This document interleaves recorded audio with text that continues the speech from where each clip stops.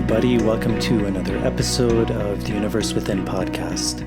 This episode of the show is being sponsored by my friends over at a company called Real Mushrooms, realmushrooms.com. Sky Chilton and his father, Jeff Chilton. I interviewed Jeff a number of episodes ago. Really interesting guys. I really enjoyed that conversation with Jeff. And it's a company that sells and distributes medicinal mushrooms in powder or capsule form. I was really happy to have these guys come on. I think they were very much in alignment with the values of the podcast. As you all know, a big part of this podcast is about plant medicine, holistic medicine, and I think the benefits of medicinal mushrooms are truly fantastic, and I think there's really a growing body of work that's really showing and alluding to all of the amazing properties that mushrooms have. They sell a lot of different mushrooms, things you've probably heard of, like reishi, chaga, lion's mane, turkey tail, cordyceps. Those are all mushrooms I work with. They're part of what I consider for myself a really holistic supplement regime. And the thing I really love about their company, not only are they really good guys, I think they're really ethical guys, but the product is really amazing. It's all 100% mushrooms. They're organic, and that's really rare. For better or for worse, the supplement industry is highly unregulated, and so often when you get supplements, you don't necessarily know what you're getting. You may be getting some mushroom, you may be getting a bunch of fillers and other things. Oftentimes, even when you're buying what may be a mushroom, it may not have any of that mushroom in it at all, unfortunately. Even some of the big, I think even the biggest company that sells mushrooms, actually it's not the fruiting body, not the mushroom itself. It's the mycelial, which is grown on grain, and then those things are mixed up and then sold in a supplement form. So not only are you not getting the mushroom itself, you're getting the mycelium mixed with grain. So it's one of the amazing things at Real Mushrooms is it's exactly that. It's real mushrooms. So it's 100% mushrooms, organic. So you're getting a really good product. You're getting the actual fruiting body, the mushroom itself, 100% of that. And again, just really great guys. I'm really happy to have them on and supporting this podcast. So if you'd like a really good product, you'd like to start working with medicinal mushrooms, check out their site, realmushrooms.com. And also listeners of this show, if you go to their site, realmushrooms.com/universe, you get 25% off your first order, which is a really good deal. And I think once you start working and tasting their products, you'll really see and feel a big difference. So thank you to them. And I think that's it. And without further ado, here is the intro to the show. On this episode of the podcast, I sat down with Scott Stanley. Scott's a really fascinating guy. He reached out to me a while back. Scott is the director of the Arizona Yahe Assembly, which is a visionary church in the United States in Arizona. He also helped to form a not-for-profit organization called the North American Association of Visionary Churches, the NAAVC. And it was a really interesting podcast. I had been wanting to bring on someone for a while to speak more about the legality and the kind of emerging church status of these visionary plants in the U.S. I brought on a friend of mine a while back, Michael Kokal, but it was probably about 3 years ago now. So I think a lot has changed since then. Also, one of my other friends, Joe Tafour, who, when I was having this conversation, he just had one of the church he's involved in, I believe it's the North American Church of the Eagle and Condor, just received legal status. So I was thinking he would also be a really good guest to bring on.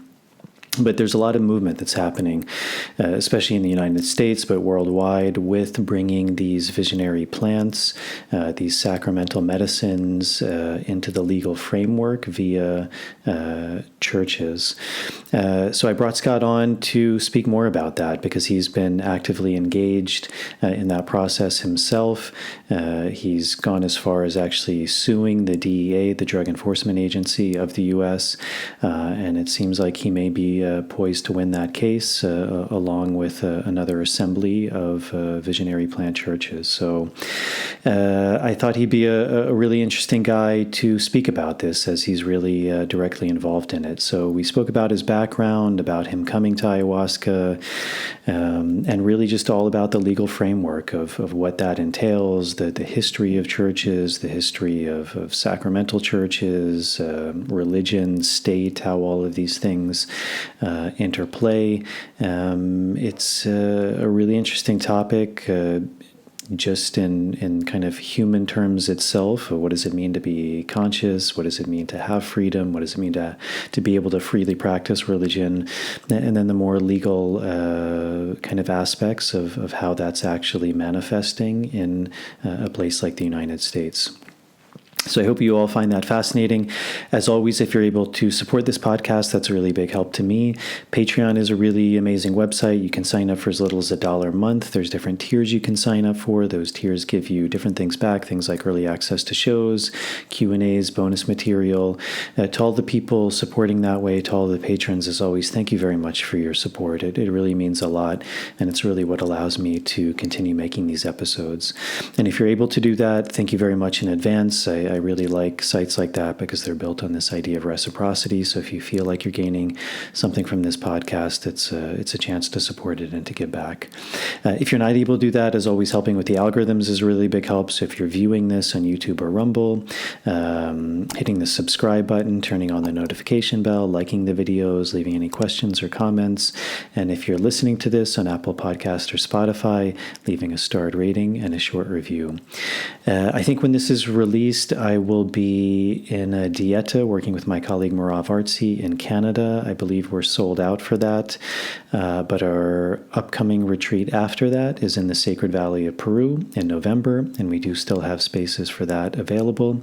So if you'd like more information about working with me, about these plants, plant medicines, learning experientially from them, much like Scott was speaking about, that's a really beautiful opportunity. So you can find more on my website at nicotianarustica.org. And also recently a documentary was made about myself and Merav by a friend of mine, Luis Solarat.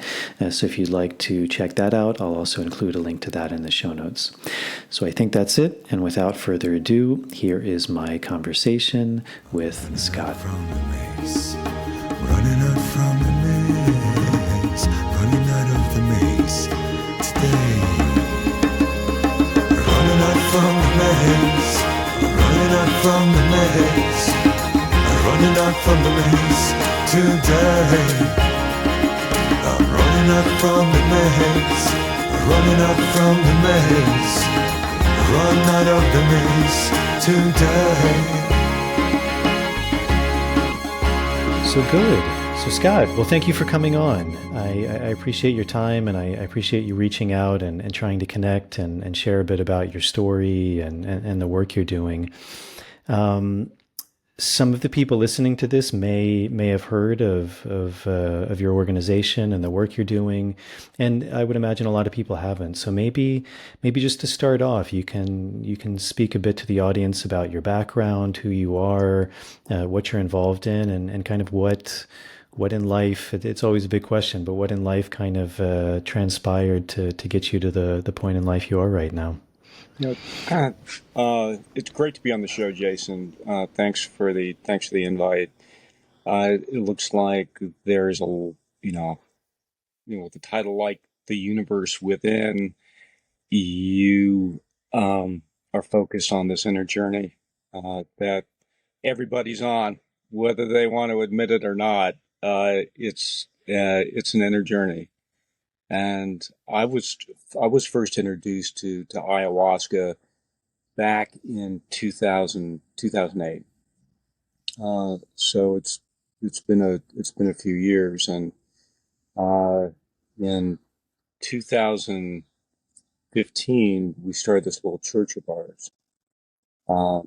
And so in the last, I would say, 8 years, I've led probably about 500 ayahuasca ceremonies.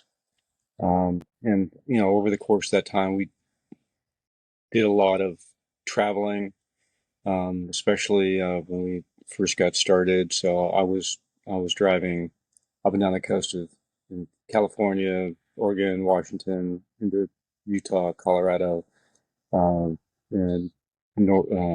Louisiana, Midwest, and then off to the East Coast, with a lot of traveling down to Peru. And so I get down there fairly regularly, and each time we go down, myself, the members of the troupe, we come back with more music. We learn more about the master plants, and of course, there's this huge pharmacopoeia of plants down in the Amazon. There's a lot to learn, a lot to know. And I think in a lot of ways, the, the the teachers are the plants, which is kind of interesting. Uh, in as much as you're sitting with your own intuition, your own connection with the non-material. And so, as things are shaping up, you've got schools of medicine, right? And one school of medicine is we're a sack of chemicals. And there's another school of medicine that's gaining ground that says we're not.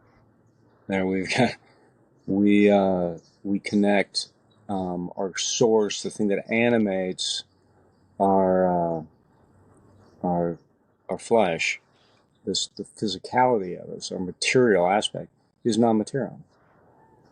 And that's for anybody that's ever like sat by the bedside of anyone who's died, someone's left the room when they pass.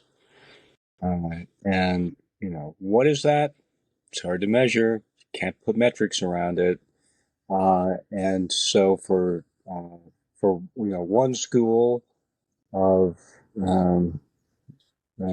medicine, because you can't wrap metrics around it, it doesn't exist. It doesn't exist within that school of medicine. And so for ayahuasca, the common term, the term of art is the medicine, the medicina. And why is that? From my vantage point, it's because it connects people with the non-material, with the divine, and through the lens of their own intuition, their own agency, their own personal autonomy, sovereignty. And so as people come through ceremony and they realize the healing's in their hands, they're able to let things go and navigate through across the thresholds of, I think probably one of the key threshold within ceremony is this thing people talk about, surrender. And it's kind of hard to say exactly what that is. But, one of the things I've noticed over time is that whatever people are feeling, that's where the healing's taking place, whatever it is. And the moods that show up in ceremony can be kind of weird, or, as you know, can be kind of weird or unsettling or strange. They can be joyful, peaceful, the calm, but they can, there's this whole gamut of, it can be like anxiety-producing, scary, funny, laugh out loud funny. But whatever you're feeling, that's where the healing's taking place. It's extraordinary to see it. Especially if you're feeling like, I don't want to feel that. I want to feel something else. I don't want to feel, if you're trying to push it away, that's it. And so for let's say the guys that come through combat vets with PTSD, there may be junctures in ceremony where they would prefer to push whatever they're feeling away. And once they give themselves to it, once they feel it, instead of getting worse, it gets better. And on the other side is another layer of inner silence and divine love, and they can just be in that space for as long as they want to.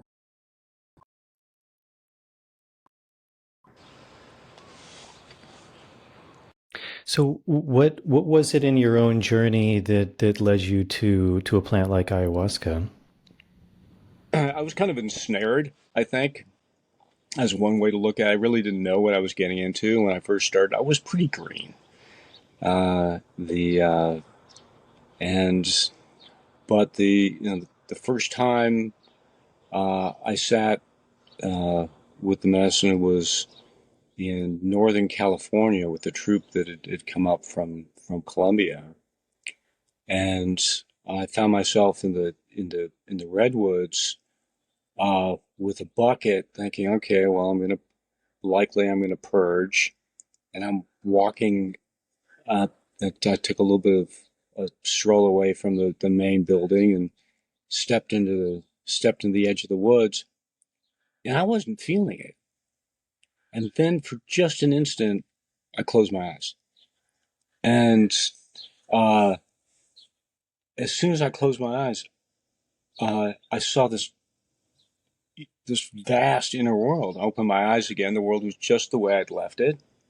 I closed them again, and there I am. I'm looking through my closed eyes at my hands, like, oh, I'm infinite, right down to the floorboards. Uh, and uh, I've been practicing uh, tensegrity, something that the anthropologist Carlos Castaneda had been teaching some classes in Southern California, and I was uh, taking those. I'd been uh, practicing some of these dreaming practices, and I noticed I started to do some of those movements, and I noticed, oh wow, these are tailor made for navigating the medicine. Uh, and so I found myself out there in the redwoods, uh, um, very slowly doing what sort of looks like Tai Chi, uh, uh, and tapping into that inner state, and that started a whole cascade of movements. And so, in time, I started spending more time down in South America, learning about the um, learning about the plants, sitting in dieta with the master plants, learning about the music and the connection with the plants. And I think the message that came to me over time was to honor the spirit. It's a very simple message. Just honor the spirit. And that seemed not like much of an abstract. That seemed and still seems palpable. It's not conceptual, and I think that's something that can be done each day in very like real ways. I think you can hunt inspiration, and for anybody that's I think you probably you've experienced it for yourself. Most people have. If you're trying to move mountains, you can't do it with will. It's just too much. Some mornings it can be difficult to get up in the morning. So what then? Uh, Once you find inspiration, you seek it, you find it. It's like reclaiming personal power. And I've sort of meditated on that notion. Like, what is power? You see political power. All different type of abuse of power. But in my view, power is inspiration. And you find it, and for people who do find it, they find inspiration, they become kind of like a problem. Very often, sometimes they become a problem for the culture, and they change things. Uh, or in a big way, sometimes they're heard about, sometimes they're not heard about at all. But inspiration is flippin' gold. And it's you can't rest on your laurels with it. You hunt it, seek it, each day. You might find it in books, you might find it in movies, you might find it in relationships, you might find it uh, in ceremony. Uh, but one thing is for sure, you can seek it, you can find it, and once you do, then you reclaim personal power, which means stepping out of modes um, of uh, uh, modes in which you might feel at times like not responsible or victimized or like put upon or feeling as though people are doing things to you, disempowered, demoralized. And there's plenty of that to go around. And so I think there's no sense in letting yourself be hacked by the wider culture. Terence McKenna is famous for saying culture is not your friend. Uh, and, uh, true or not, people make their own discoveries. Uh, the and one of those discoveries, might just be that uh, the your own, reclaiming personal power for yourself, finding inspiration, simply seeking it through your through intention, through focused intention, um, brings you to a different place, different vantage point. That uh, and I certainly found it. Um, there's no avoiding hard work in this life. So that's for sure. You're uh, but finding a path with heart really lightens the load. You find a path with heart, any path will do. It will take you places. Like I said, I was ensnared in a sense. I really didn't know what I was getting into. And then bit by bit, uh, uh, of my my viewpoint, my perspective, began to shift as I saw other people go through their journeys, their personal healing journeys, and their and see people reclaim personal power and realize, wow, there's strength in numbers. And so now when we have ceremony out in the Tucson desert, uh, uh, I look around in our Maloka, and I see people reclaim personal power. I see how the group helps to heal the group, and that's just with each individual attending to their own experience, their own heartbeat, their own breath, their own personal history, and then something happens, and um, that spills out into the space, and I see how having, call it a mass of practitioners, all engaged with a common intent, and usually, and the overarching intent for the people coming to ceremony is healing. And people come for a number of different reasons: for clarity, for insight, for learning of all different types, to to reaffirm their connection with the divine. And within the full scope of that, the overarching intent seems to be healing. And healing not through like some chemical means, but healing through connection with the divine, healing through connection with the non-material, so that people can be, let's just say, empirical about it. You want to see it?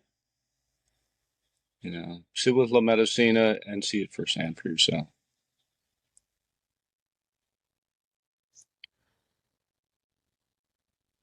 You mentioned working with ayahuasca, and also you mentioned this idea of dieta.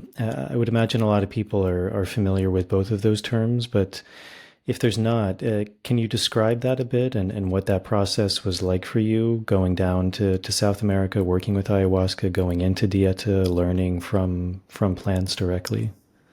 Dieta is kind of a fascinating process, if only because when you like when I first started sitting in dieta, I'm like, what am I feeling? What's there? You think, I mean, and a lot of these plants have got interesting names uh, that like Bobensan or Ramo Cosby, Chuchaki Cosby, Aho Sacha, Umo Yushiju, Wada Cosby, and the list goes on. And then, see, in typical fashion for dieta, you're on the equator, you're out in the jungle, you're gonna uh, get up at 5 o'clock in the morning. It's still dark, and you're gonna walk over to the Maloka, and uh, and you're gonna drink your mix. Well, the night before, uh, the somebody we've gone out into the jungle or with one of the people from the compound, where they've gone out, and let's say they've gone to Chuichaki tree with their machete, and they've scraped some of the bark off the Chuichaki, and then they drop that in some water, and they let it sit overnight with a little cloth on it so no bugs get in it. And then in the morning, you get up, you walk to the Maloka in the dark, and you drink half that glass, and they put the cloth back on it, and then you go back to your cot underneath your mosquito netting, and you go back to sleep. And at first, the feeling is you might sleep for an hour and you get up and then you unplug from the social order, and obviously there's no internet, but you you reduce your connection with other people around. You may be sitting out in a tambo or a little hut. You might be sitting in your cot with some room. Usually there's some element of isolation associated with it. With a very simple diet. So you might be eating you're eating rice, vegetables, potatoes, beets, cucumbers. You're eating a very simple diet with no salt, and you've got prohibitions like sex and cheese, and some things that seem fairly random. But the focus there is to distinguish signal from noise. And the reason is that initially, when you start drinking any one of these plants, you may, not all of them, but a fair number of them, you don't feel anything. It's like I say, it's not even a cup of coffee. And when I sat with Ramo Cosby for the first time, I'm like, what is that? What am I feeling? And so I asked one of the people in the compound. We'd have long conversations, but we did chat from time to time. And I said, what are you feeling? And he thought about it for a second. He said, taller. Well, here's this tree that grows to it goes to the top of the canopy. It might grow, it might live to be 1,000, 1,500 years old. This old hardwood. And his experience was, it makes me feel taller. And so when he'd go to sleep, he was having visions of being at the top of the rainforest canopy with birds circling around it. And then in time, my experience with the Ramo Cosby was something like, it takes your could give a fuck's dial and it dials it all the way down to zero. And here's, as I say, here's this plant that lives 1,000 plus years, and that plant doesn't really care about the social order or like our scope of time. And so it's as if you adopt that perspective of this very old tree, where the social order takes a back seat. It's secondary or tertiary to your direct experience.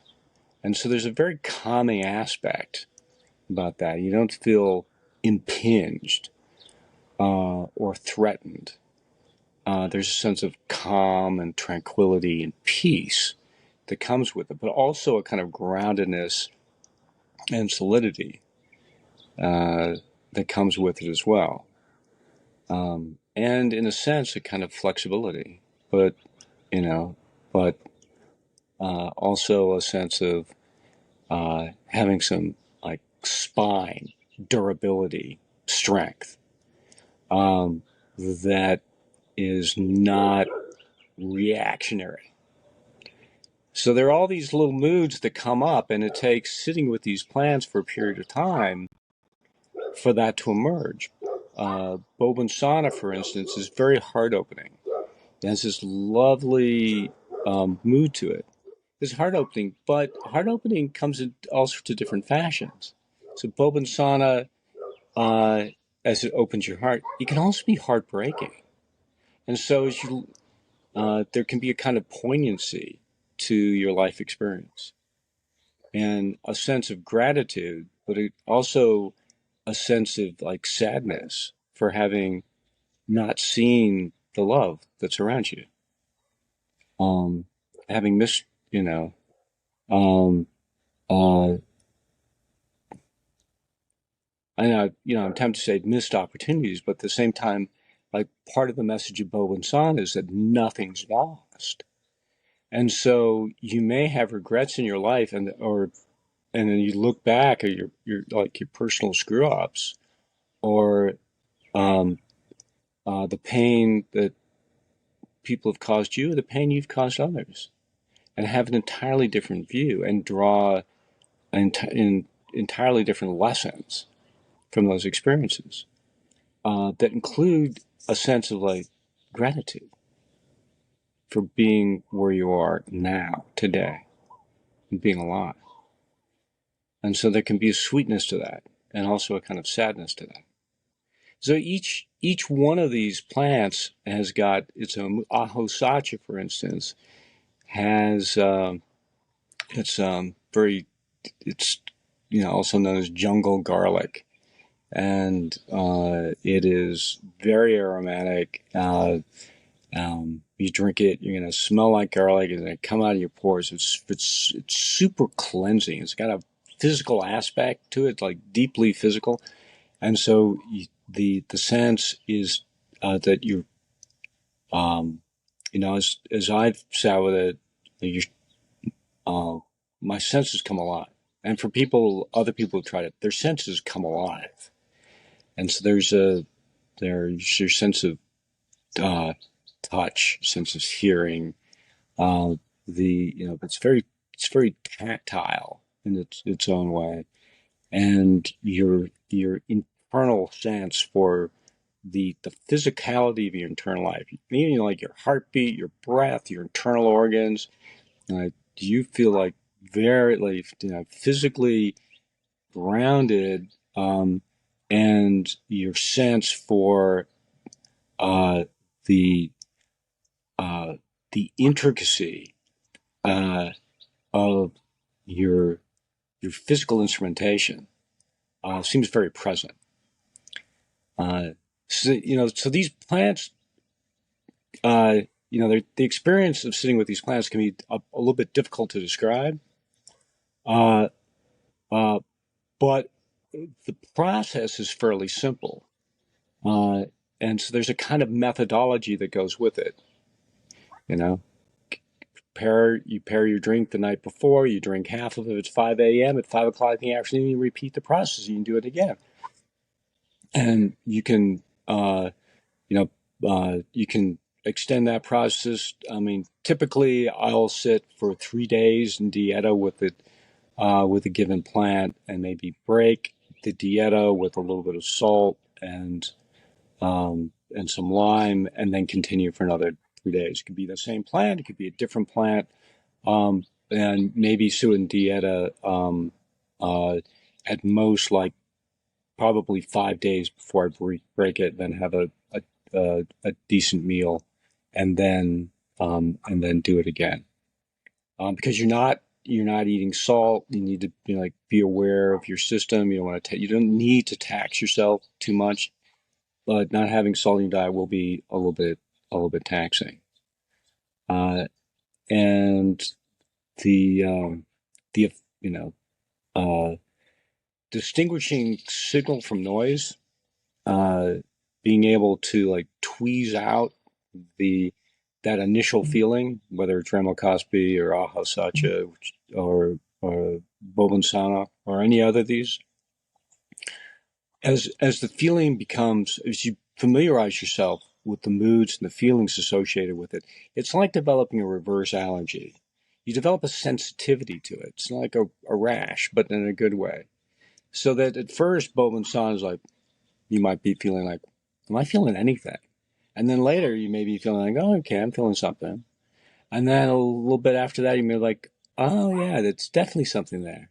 And then later, you're more like, wow, that's really pronounced. And then a little bit later, you may be feeling like, well, that's permanent.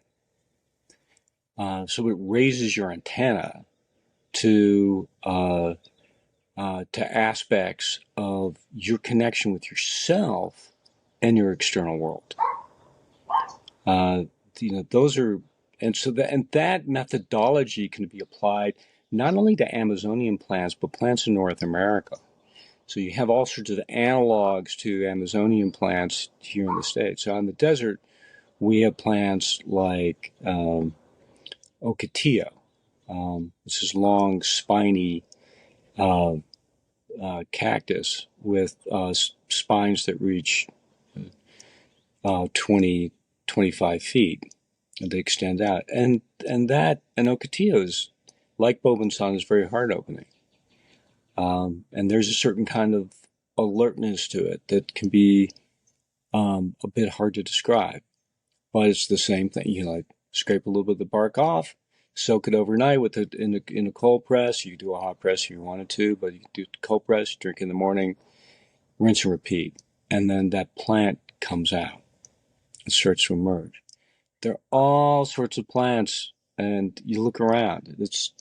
And you don't necessarily have to go down to the Amazon. I think in many ways, like the rule is that the plant that you need, particularly if you're feeling out of balance, is outside your window. It's like right on your front door. It's right at your back door. It's somewhere around your house. It's like you like look at if you look at like a plant catches your attention and it keeps on doing that, take a look at it. Do a little homework. Make a tea and drink it at 5 o'clock in the morning. Go back to sleep. See if you drink. See where that takes you.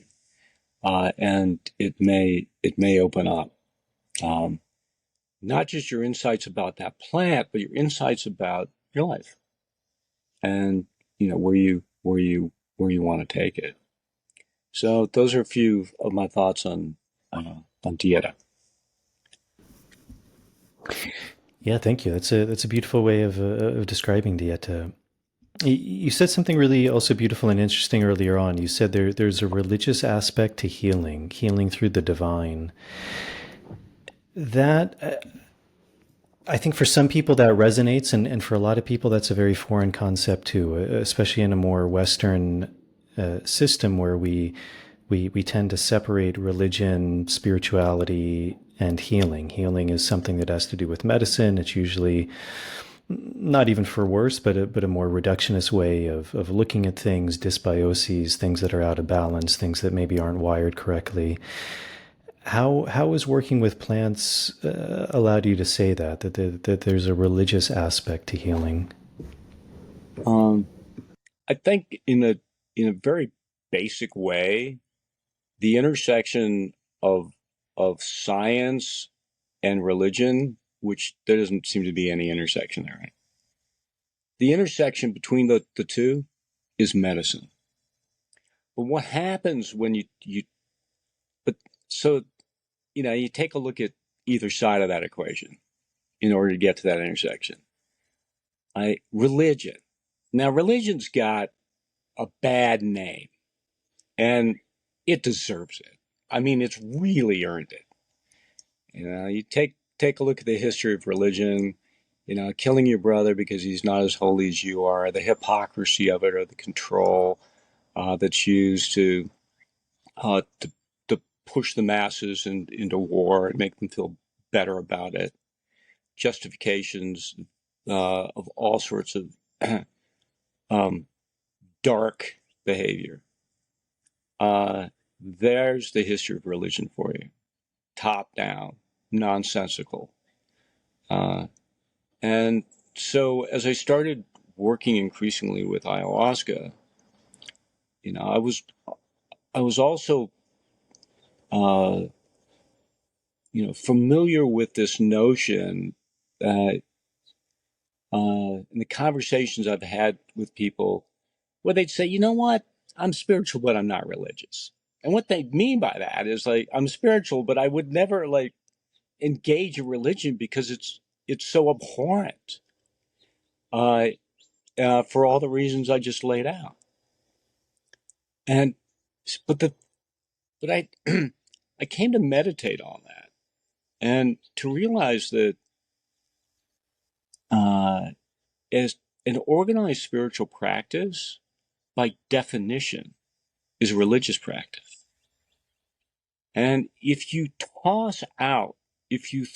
out the notion of practicing a religion, if you're going to like stand in denial that you're actually engaging in a religious practice, you throw out all of those legal rights, long-standing legal rights, and you let the big boys take the ball, and run the show, run the religious show as they've been doing for hundreds of years, thousands of years.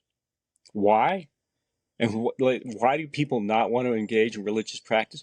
Because it's hypocritical. It's grotesque. It is like caused so much damage and harm.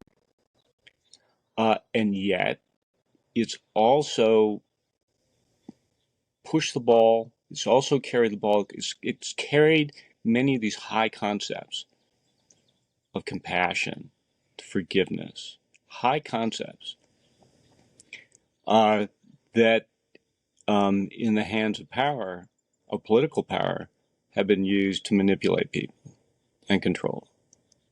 And yet those high concepts have carried through and been meaningful in people's lives. So you have these major contradictions. And so it occurs to me, like, what if you can engage in religious practice that's not hypocritical, that's not top down, that doesn't ask you to like, toss out your critical faculties or your common sense, allows you to like engage not with concepts, but with direct experience, the direct experience of love, the direct experience of forgiveness and compassion. Those like, and like, oh, that's a totally different animal.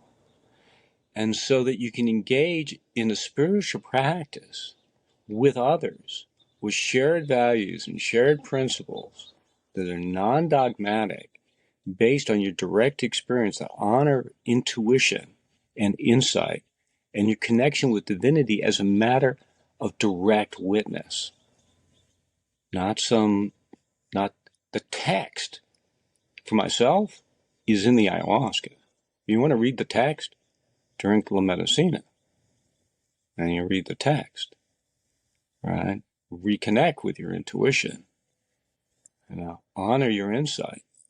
And then you're going to have the challenge of trying to articulate that in language. And sometimes after ceremony, people are absolute poets. And then other times after ceremony, people are more like, I got no words. At least right now, I don't have any words to describe that. But it's a worthy effort to try to wrap into language these experiences that can seem so foreign to day-to-day experience. And yet, people take those experiences and they take that reclamation of personal power and they bring it into their daily life. There's a kind of a mood to it. And so when people are feeling triggered, for instance, medicine's kind of nice. It gives you 2-3 seconds to take a little bit of a breather before you, like, for myself, I might get 2-3 steps into sarcasm. Like, oh, well, that's not going to work, and so you have to choose something else. And I see people in a very, like, real way, not necessarily remind themselves the concepts that they've received, but there's a mood to it, a mood to navigating this life in a way that honors your own personal connection with the divine and honors, like, the sovereignty and the insights of others. And so the objective is not to be perfect. Everybody gets to be a human being. And so you can, like, people finish ceremony, there's that can be an afterglow, or they can be, the morning. Sometimes people feel like, oh, well, geez, they've been wrestling with their own personal demons all night. But there's a moment where after that's passed, they get some rest, they have some food, and they come to a different place. And that mood can be tapped that day, the next week, the next month, and people then engage in the practice, prayer, meditation, but that practice can be long walks, painting, music. People engage in a daily practice, a creative, meditative practice that allows them to maintain that connection. And then it connects them with their principles, their values, what they value, what do they care about. And then that connects them with the people around them. And people realize, like, in many respects, how they care about the relationships, the people around them.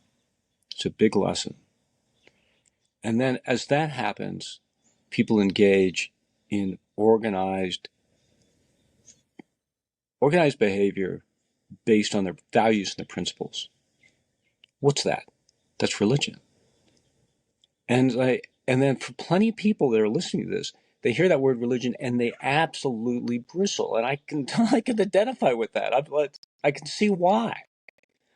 But if you can get over that notion that if you're engaged in spiritual practice, and you're not doing it in a religious fashion, you might want to reconsider.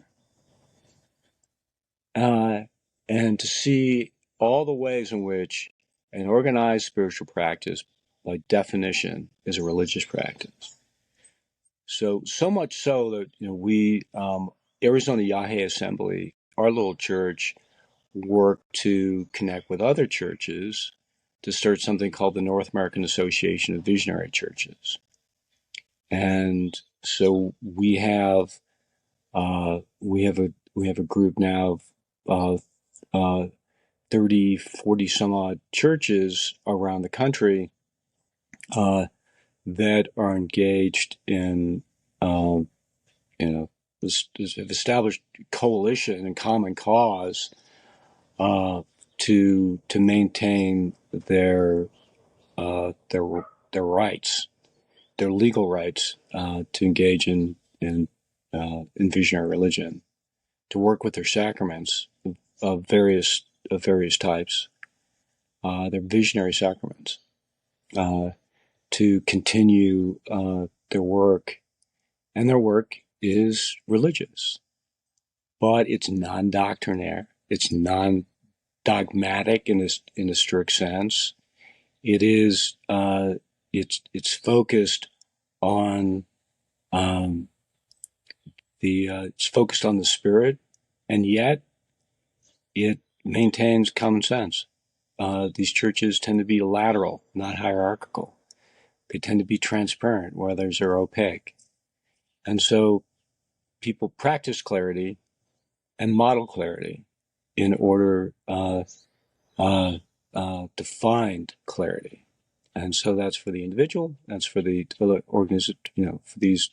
the organizations, and they seek to maintain their legal protection. So we have NAAVC has a full-time attorney. We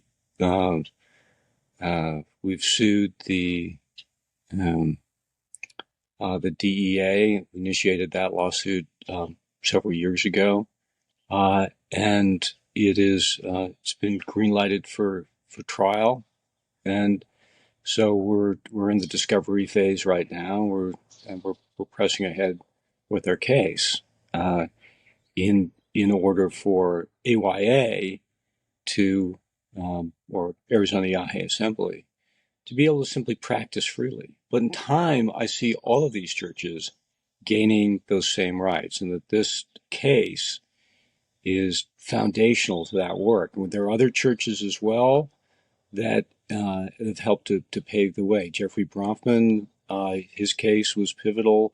That went all the way to the Supreme Court. That was for Unidad Vegetal. Jeffrey Bronfman is heir to Seagram's fortune, and so he had deep pockets, but more than that, he had the wherewithal to and the insight and the personal will and determination to simply to focus and to press ahead with that case, and take it all the way to Supreme Court. Jonathan Goldman, in the case of Santo Daime, did the same thing and pressed his case in federal court. Both these churches won, and they paved the way for our church and for others. So the Church of the Eagle and the Condor, only 2 months ago, reached a settlement agreement with the DEA, and like us, they had also sued the DEA. So they've now secured the free right to practice, and so you have churches and lawyers who are pushing back against this institutional knee jerk pushing against institutional inertia in order to open up these rights so that people can claim their spiritual practice and their religious rights simultaneous. And it's really encouraging to see it happen. It's happening now. It was interesting to be at the MAPS conference last year and to see a Palestinian and an Israeli get up on stage together and talk about how they're doing ayahuasca ceremonies together. Fascinating. And they couldn't do ceremonies in Palestine for obvious reasons. They couldn't do them in Israel for obvious reasons, so they did them in Spain. So you had 20 people in the room, half of them Israeli, half of them Palestinian.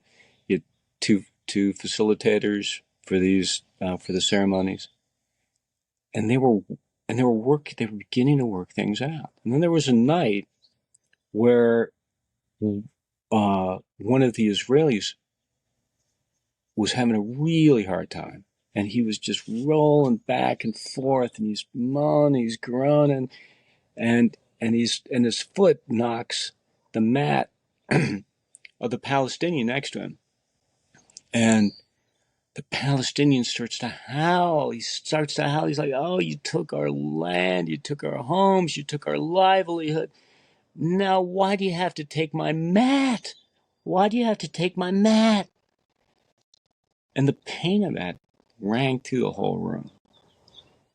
As they told the story, people couldn't help but feel it. And in the end, they realized, it's nobody's mat.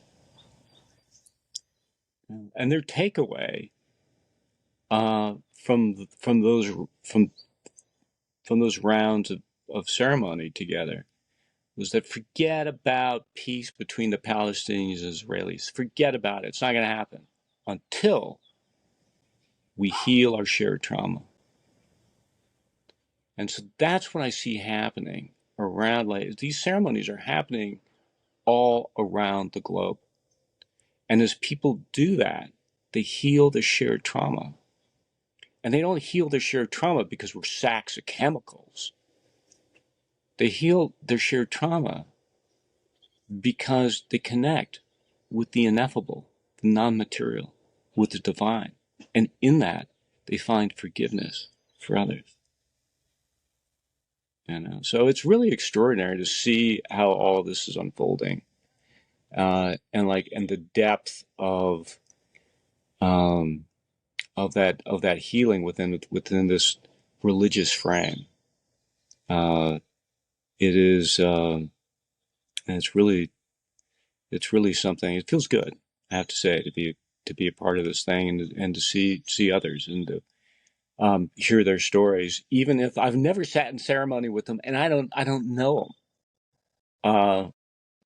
But for anyone who's uh, when Prince Harry wrote his book, and his book came out, and there was Harry and Meghan was a TV show. It was kind of almost a reality TV show, or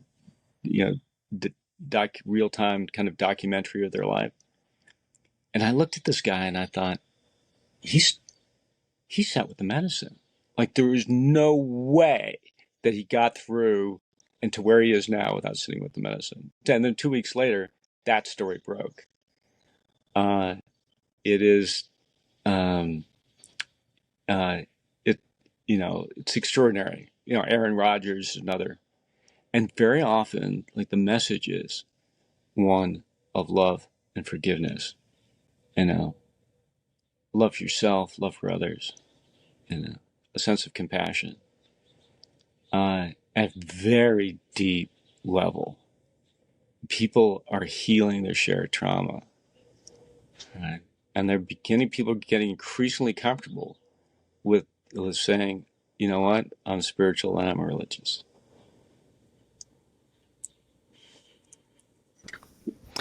Yeah, amazing. There's a lot we could get into there. I'd love to go into all of the kind of legal framework, but maybe to take it back a step. So you're coming from the U.S., and from people listening from other countries, I think they can, also kind of extrapolate what's going on in the U.S. Because for better for the worse, the U.S. tends to be at the forefront of these things, and I think with this movement, very much so. The U.S. is also an interesting country in that there is, in the founding of the nation, there's a separation of church and state, a separation of church and government, and there's also an aspect of religious freedom. I mean, literally, the foundation of the U.S. was people often fleeing religious persecution. Can you maybe speak a little about that, about how the framework of the U.S., where there is this separation between church and state, and this idea of religious freedom, is important, or maybe it's not, but what is the importance of that in the work you're doing with making the visionary medicine churches part of that legal framework? Yeah, there's a lot to that. And so, so in the U.S. we have what they call the exclusionary clause in the First Amendment. So, Congress can't pass any laws that privilege religion, or set it back on its heels, or preclude religious activity. You can't do either. So, Congress, you can't, set up, Rhode Island is Catholic and New York is Protestant. That was the original idea. Part of it. You can't have these special religions in one state, and that, but there was also a greater depth to that, and part of that, is been that's been now over time, of course, has been enshrined in U.S. law, and so you get people fighting on both sides of that. And the so for at the one of the outgrowth of that was something called the Religious Reform Restoration Act, the RFRA, and I might actually I've got a little dog here, so we're just going to go and walk over and get our little dog quiet. Hey, bud. Hey, come here. Come on. There you go. There. That's easier, I think. Hopefully they don't escape again. And so the RFRA is, so here's this law that's essentially, became enacted because, one take on it, I'm just giving you my thumbnail, is because a baker didn't want to put two men on a cake. She's like, no, I'm going to do two men on a cake. There was also, something called the Hobby Lobby case where the owners of Hobby Lobby said, hey, I don't want to pay for people's abortions. It's against my religious beliefs. So the Hobby Lobby case made established the capacity for corporations to be actually religious persons. That was the term of art. And it also, in working in tandem with the RFRA, set some really interesting precedent. So that it gave religious organizations a platform for securing their religious rights, even if their actions flew in the face of existing law. So in our case, that means suing the DEA for an exemption. And as in the same way that Santo Daime and Una de Vegetal sued the DEA for an exemption. And in order to practice. And so what the DEA has to do then is to establish the least restrictive means for essentially regulating churches. It can't be a total prohibition. That's a matter of case law at this point. Now, how do they establish that exemption process? In fact, what the DEA did was to at least in name set up an exemption process online, and then you could apply as a church. You could apply for an exemption and set up those exemptions following the Una de Vegetal and Santo Daime case. The problem was that no one had actually ever got an exemption. They never issued an exemption, and they never would issue an exemption. So our attorney came to me at one point. He said, Scott, you can't file for an exemption. If you do, then you're agreeing not to drink ayahuasca, serve it to anybody until the DEA is determined that you are in fact an ayahuasca church, and they issue an exemption. And if you do, then you're in violation of this or that. You're actually, and because you're signing this document, you're liable for perjury. And so he's like, I think you need to sue the DEA. And my first response was, balls. I'm like, Charles, who sues the DEA? I'm like, it's not that I disagree. It's just that I'm going to need a couple days on this one. And so then the next day I called him up. I said, okay, let's do it.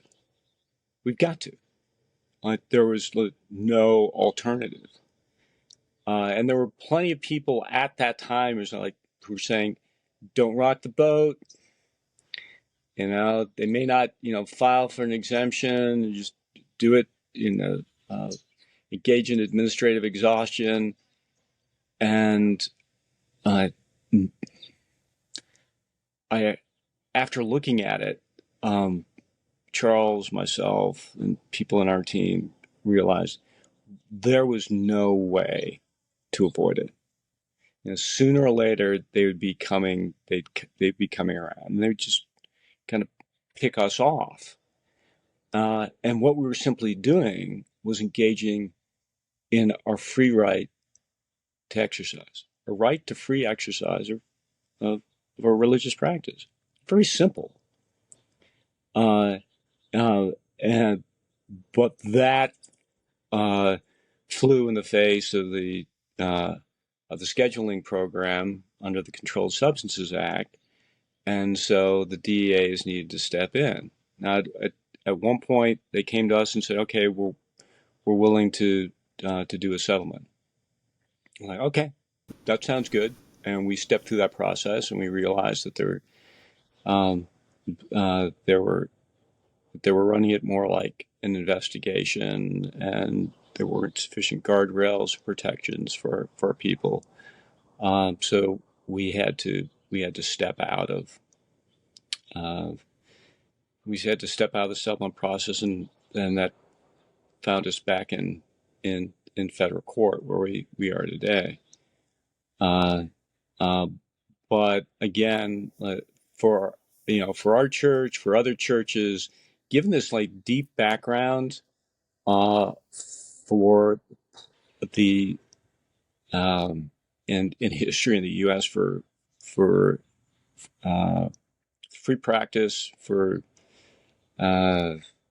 practice of religion under the First Amendment, RFRA, separation of church and state. It's not only codified in our constitutional law, in congressional statute, in case law, all sorts of case law. We found some really fascinating case law. For anyone that's interested in reading more about this, they can visit nwabc.org, and they can read about our case. If people want to donate to the case and support it, they can also go to nwabc.org, or they can go to the AYA site at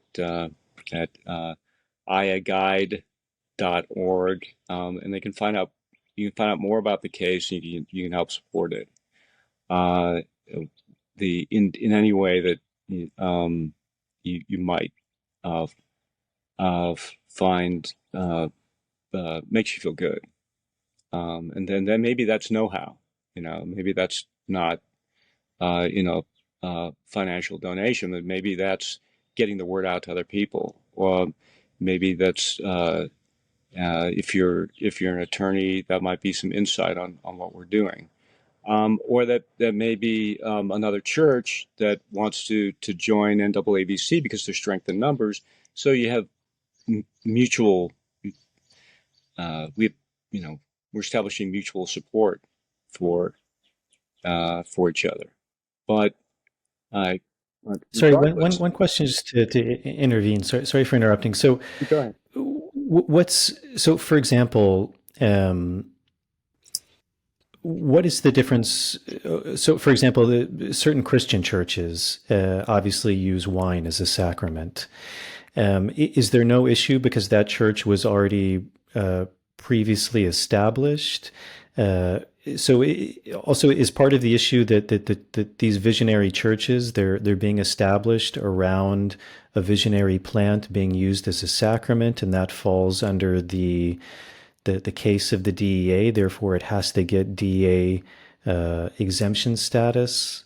Uh, and I guess another question would be, what if you're starting a church that's not necessarily using a plant, or maybe isn't using a plant as the religious sacrament? Would those be different cases, or essentially that wouldn't matter in your case? Like whether it's, and I guess also, I know these are a lot of questions, but I guess also is it different because the substance is on the schedule of the DEA, whereas something like alcohol is falling under a different status? Would that also make a difference? Uh, yeah, you've got, I think, Christian churches, Catholic churches, for instance, are serving wine, are kind of grandfathered in.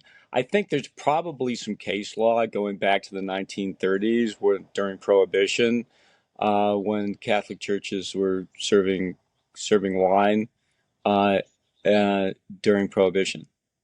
Uh, but uh, you know, part uh, there are yes, there are distinctions. So uh, if you have a visionary church that is using uh, a, a plant sacrament that falls under the CSA, the Controlled Substances Act, it's scheduled, then the DEA may step in, and they'll step in at their discretion, and they're concerned with what they would consider to be like diversion. Their concerns are with public health.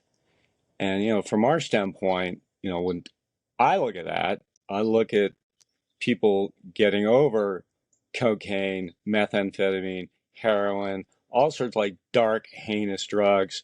I see people get to the other side of it, get through to the other side of their addictions. So I see communities being like more robust, individuals being like stepping into their vitality. I see like, families getting back on their footing. I see vets step away from honestly, suicide. And I see some really heavy stuff start to clear, and even for people who've like stopped using uh, something like heroin, who have carried that weight since they stopped every single day, just or alcohol. They stopped alcohol, like, and carried that weight every single, like, it's one day at a time, just trying to make it through. And then I've seen them step in to ceremony, and the weight of it lets go. Whatever the root was, the root cause that brought them into that space where they were self-medicating with these heavy dark drugs. Uh, the I see people get to the other side of it, and then they carry themselves a certain lightness. They reclaim personal power. And so there it is. The DEA's on the other side of it, trying to stop that from happening, which is preposterous. Like, what are you doing? Like, Now, is that integral to your case? Because I think anyone who's worked with a plant like ayahuasca would 100% agree with you. I mean, it is something that many people have used. I mean, there's all sorts of clinics around the world, even working with things like ibogaine to free people of addictions. But is that an integral part? I mean, for example, if someone did want to start a church using cocaine, how much of the healing aspect of the plant itself is important, or should someone within that legal framework, should they also have the opportunity to, for example, start something with cocaine? Or is that healing aspect of a certain plant like ayahuasca actually really a benefit to the case because it is seen something that's healing, and that somehow furthers the effect of the church as well? I think so. I mean, it's like it's central to how people understand religion. And so there are some cases where people have started some bogus churches just so they could sort of get out from underneath it. Let's say they've already been arrested, they're already in jail, they're serving a bunch of time, and uh, they've started there are cases where people have started churches that involve Schedule I substances. And they were bogus. So on its face, they got thrown out. And I look at those cases, I'm like, yeah, they don't have any standing. They need to be thrown out. They're not legit. They don't pass the sniff test, and they lack sincerity. And then, but I look at other churches, and it's obvious they're engaged in a spiritual practice. Like, who's going to start a church with cocaine? I suppose there could be some dark church out there that's going to be that as a sacrament, and they want to go through that battle, and their church is one of they're like, hey, we're into some dark shit here, and it's our religious practice. I mean, people are going to look pretty askance at it. It's going to be, they're going to have an uphill battle. And maybe if they're sincere about it, that's a problem. It's probably as big a problem as any, right? There is, that whole thing of recreational drug use, people using drugs just because they're fun. And then one thing leads to the other, and then it stopped being so fun anymore. And then they start being parasitic, and then they start sucking people's life force and money. And one thing leads to the next. Should those drugs be stopped? Yeah. You lock everybody up in jail. Well, you see what happens if you try that approach, and it's not very effective. So no one be locked up. Well, take a look what happened in Oregon, and that didn't seem to work too well either. You need to there has to be a certain level of balance. What are your principles? What do you value? What are you looking for? There are, the sacramental use of visionary medicines, used in a focused, helpful, religious context, not only shows benefit from my perspective, but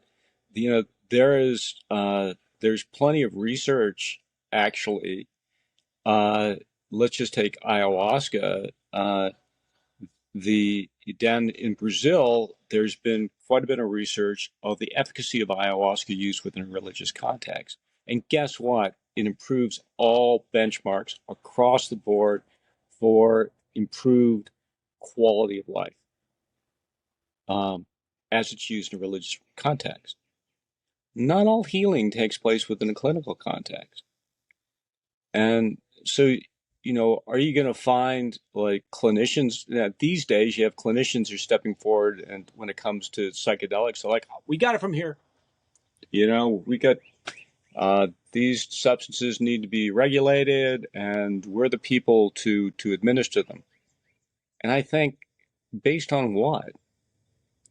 What experience do you have? What history, honestly, do you have? It would be a sea change in psychology. And not that I'm against it, strictly speaking, for the advent of psychedelic-assisted therapy. But I think they do well to borrow more than just a page from what people have learned using these sacraments within a religious context. And they may be far better off working on an integration basis in tandem with other churches, in the same way that you have you have clinics working with 12-step programs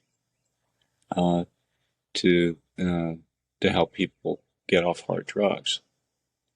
So is there a legal definition of what a church is, or are there certain requirements that need to be met? Not even necessarily a visionary church, but just a church in general. Are there certain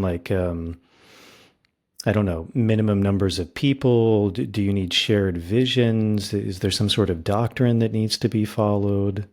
Yeah, there you go. And then you get back to this exclusionary clause in the First Amendment. Like, Congress can't pass any laws stating what a religion is. They can say you're a religion and you're not based on these criteria. Can't do it.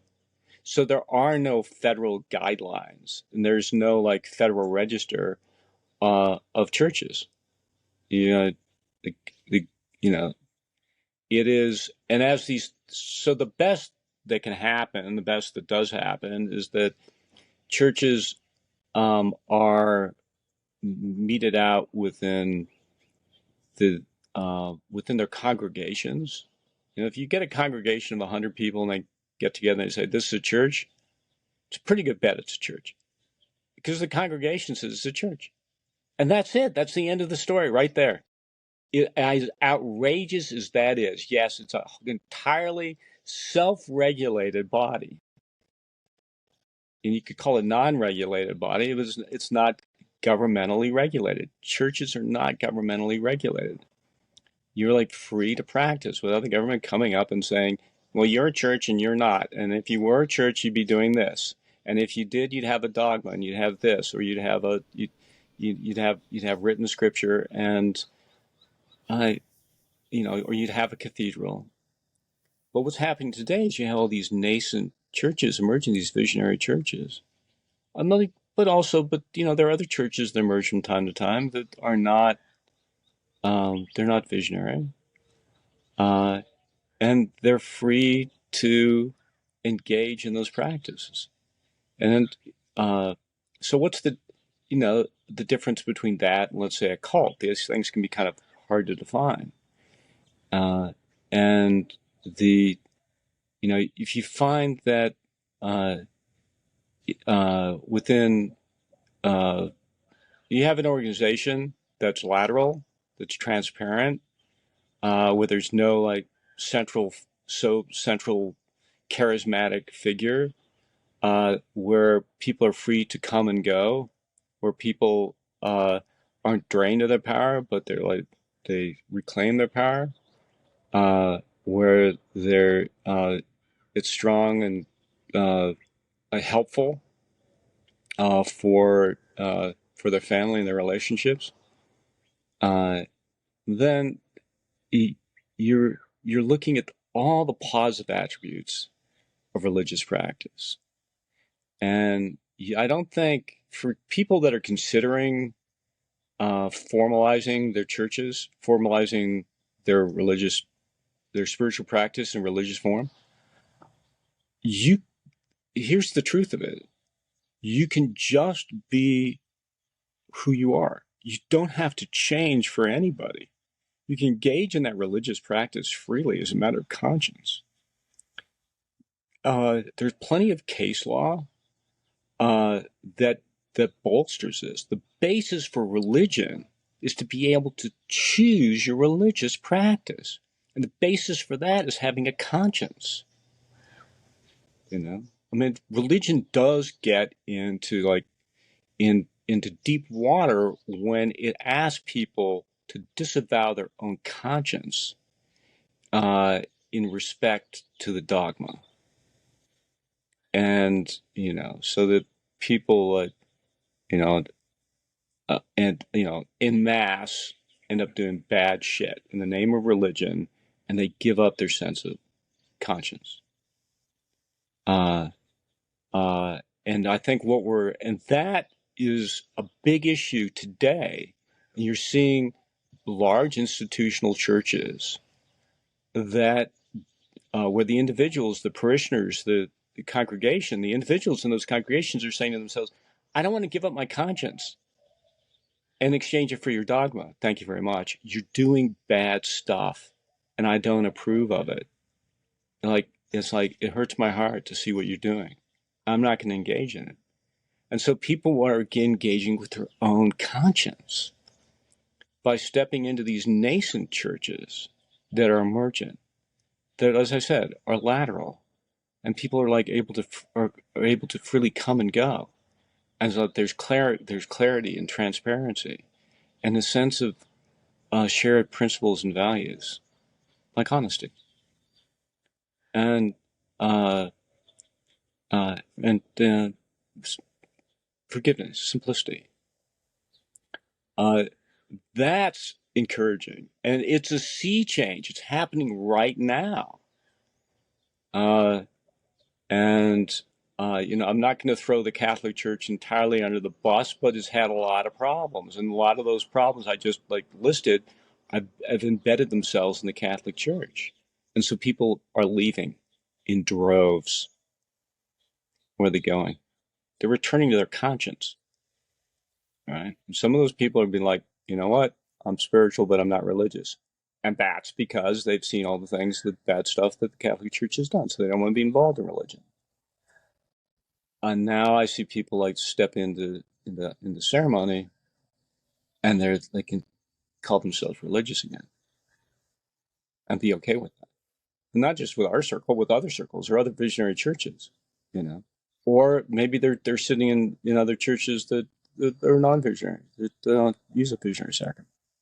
But that's So then, in terms of the legality, if the church wasn't using a visionary substance, there wouldn't be much in the way of an issue. Like that, there's not much the government could do to not allow people to practice that religion, regardless of however it manifests. Would yeah, that be correct? yeah, correctamundo. Yeah, Okay. absolutely, absolutely.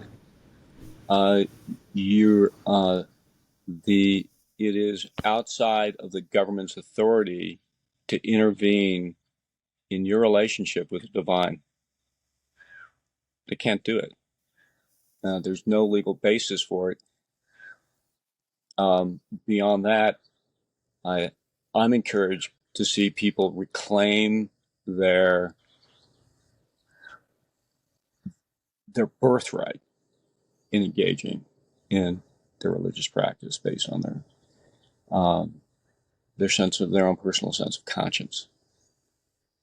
So then, That the main issue is the fact that there's a substance that, from the government's point of view, is a scheduled substance, but from an individual or for a group's perspective, it's a sacrament. It's used as part of the religious practice, and so is it also that? I mean, on the one hand, it seems like there should be a right of a group of people who want to practice this religion, and this substance is their sacrament. Um, and on the other hand, is there, like, how to say this? Is there any other, is there any other way or form other than a church status? I mean, I guess what I'm saying is the church status really is the only way to go about using that sacrament. Because is it that that's the only way that's seen in any sort of legal framework, that one could work with that in a way that's not going to end up having the group go to jail? Yep. Long story Okay. short, yeah. And the thing about uh, and I go down to Peru. Uh, our teacher down there is considers himself a religious man, and he's like, "Well, I can practice freely down here."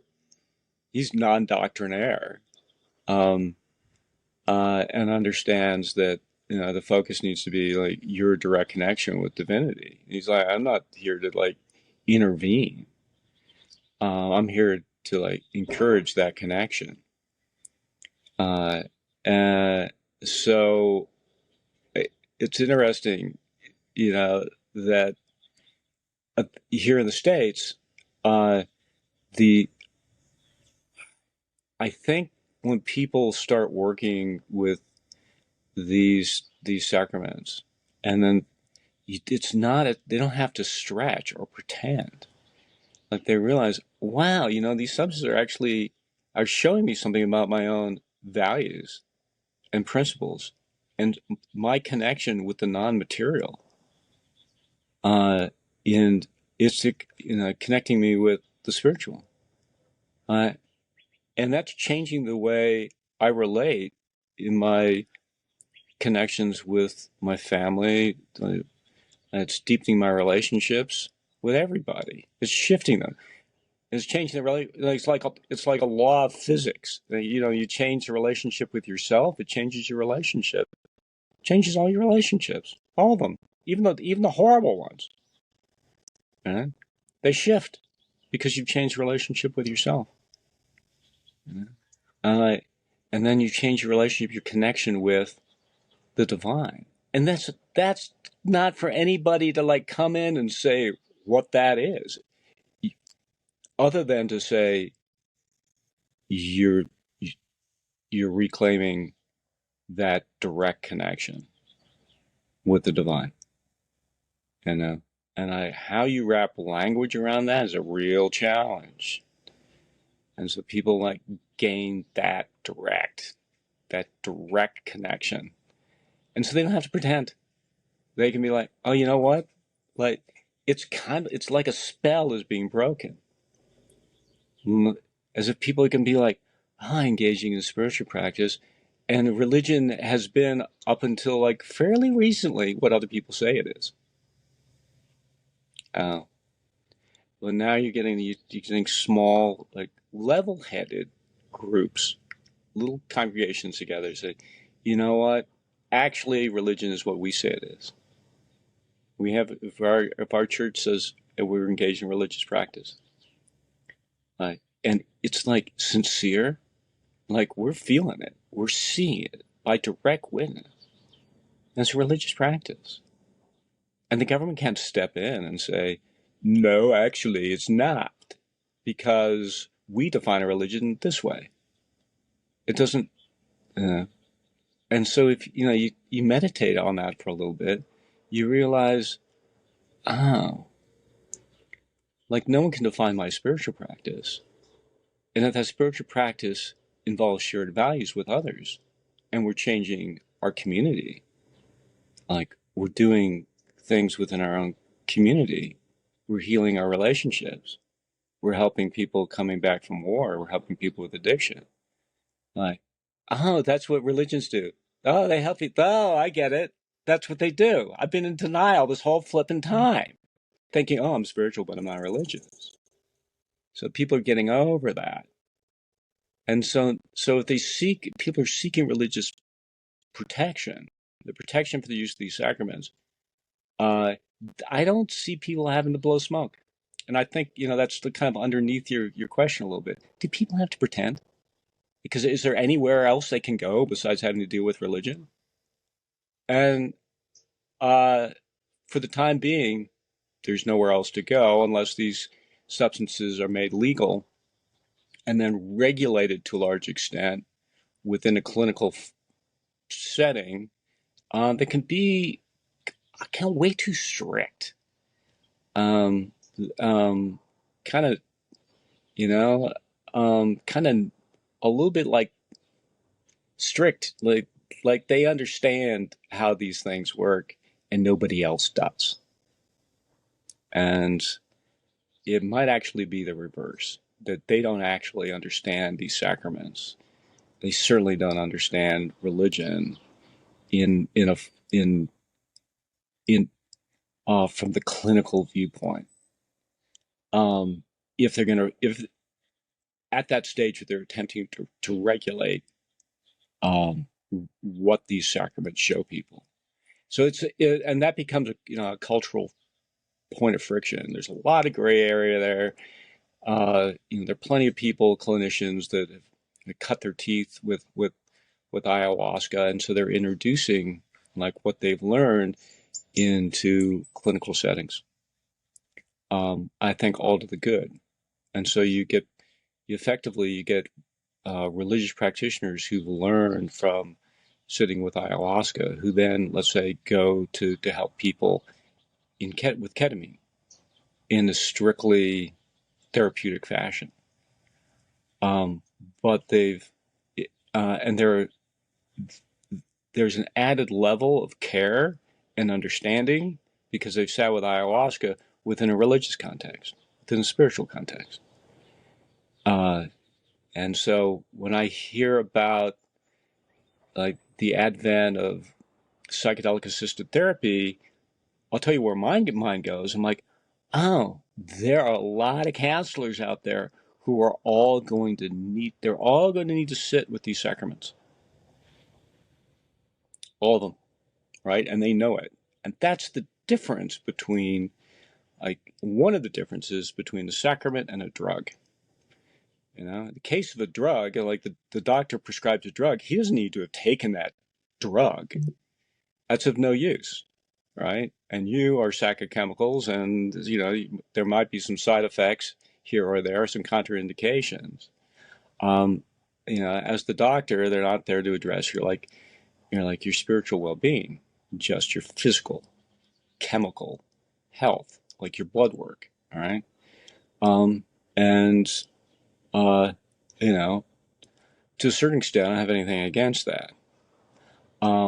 But at another level, I can see the repercussions of it have been flipping horrendous uh, and extremely painful. And we've had plenty of people who come through to ceremony who have got all sorts of physical issues, uh, and they come and they heal from those because the underlying issue was spiritual, was their connection with the divine, connection with their personal history through the lens of the divine, in a way that wasn't so tightly defined to have somebody else tell them what their experience is going to be.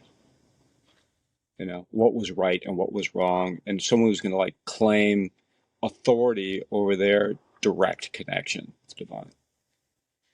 Oh, what happens then? People reclaim personal power at a direct connection with divinity. That's it. I that's a big sea change uh, in the in what's happening in the culture as I see it, right? Like in the U.S. and globally. And there was a guy that wanted to announce that this is the MAPS conference. I think it was either MAPS or it was at Wonderland in Miami, and they were announcing this about a year ago. They were announcing that they had they were coming out with an ayahuasca pill. And the audience just kind of groaned, like, oh my God, you're coming out with an ayahuasca pill. And so I talked to him later. I'm like, what's the deal with this ayahuasca pill? And the, what they were trying to do was standardize the dose so they could study it. AYA, our church, we've been involved with two studies so far. One with the Imperial College of London and the other with the University of Melbourne and Arizona State University. The Melbourne study's been published, and their results based on key benchmarks for quality of life were extraordinary.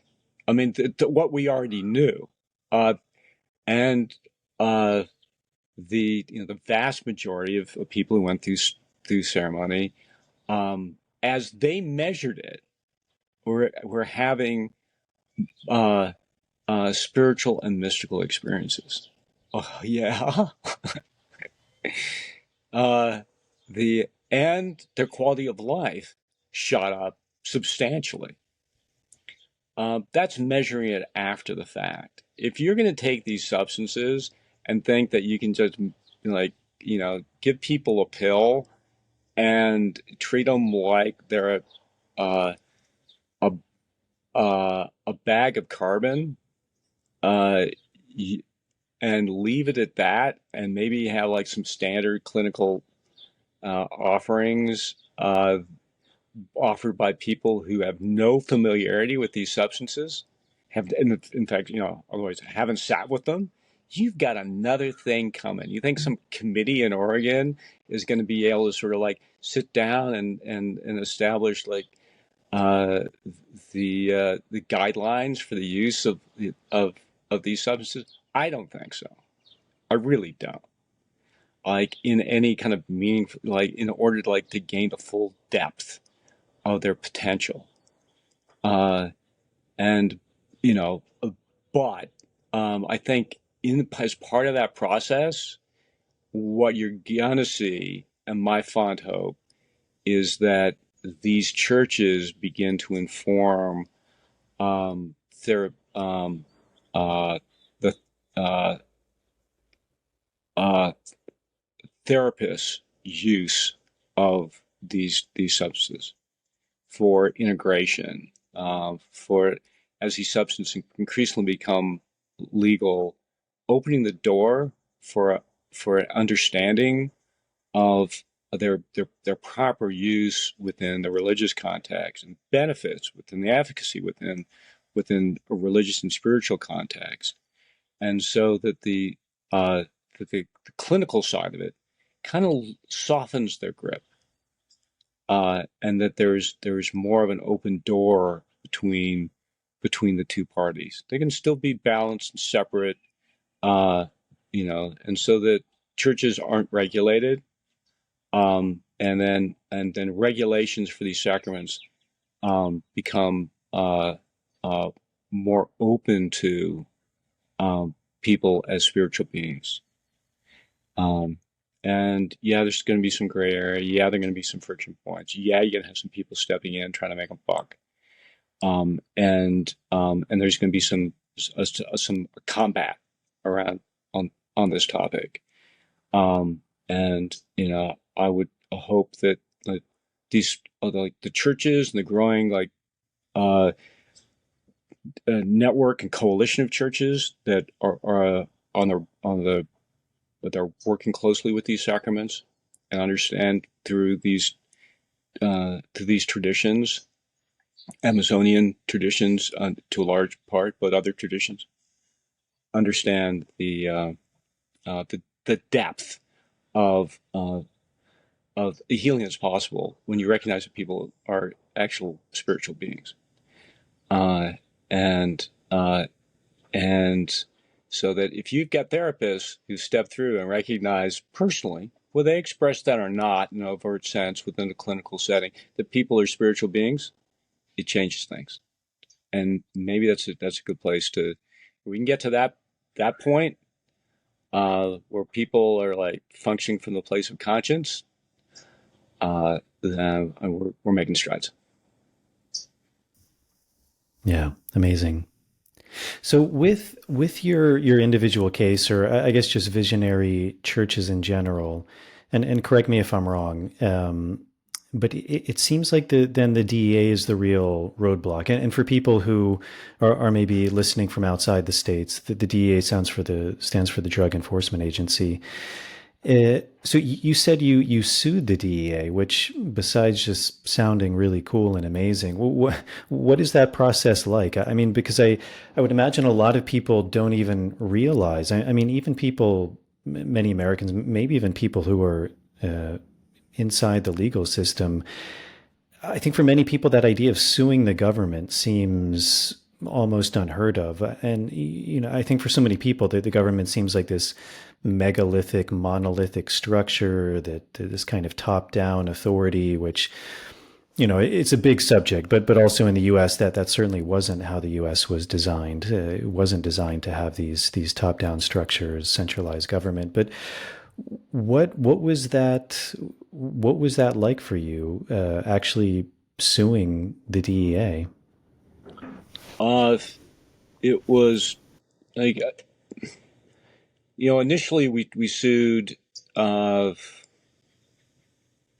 it felt like a really big step right out of the gate, and even though it felt also essential, we couldn't get around it. We had to do it.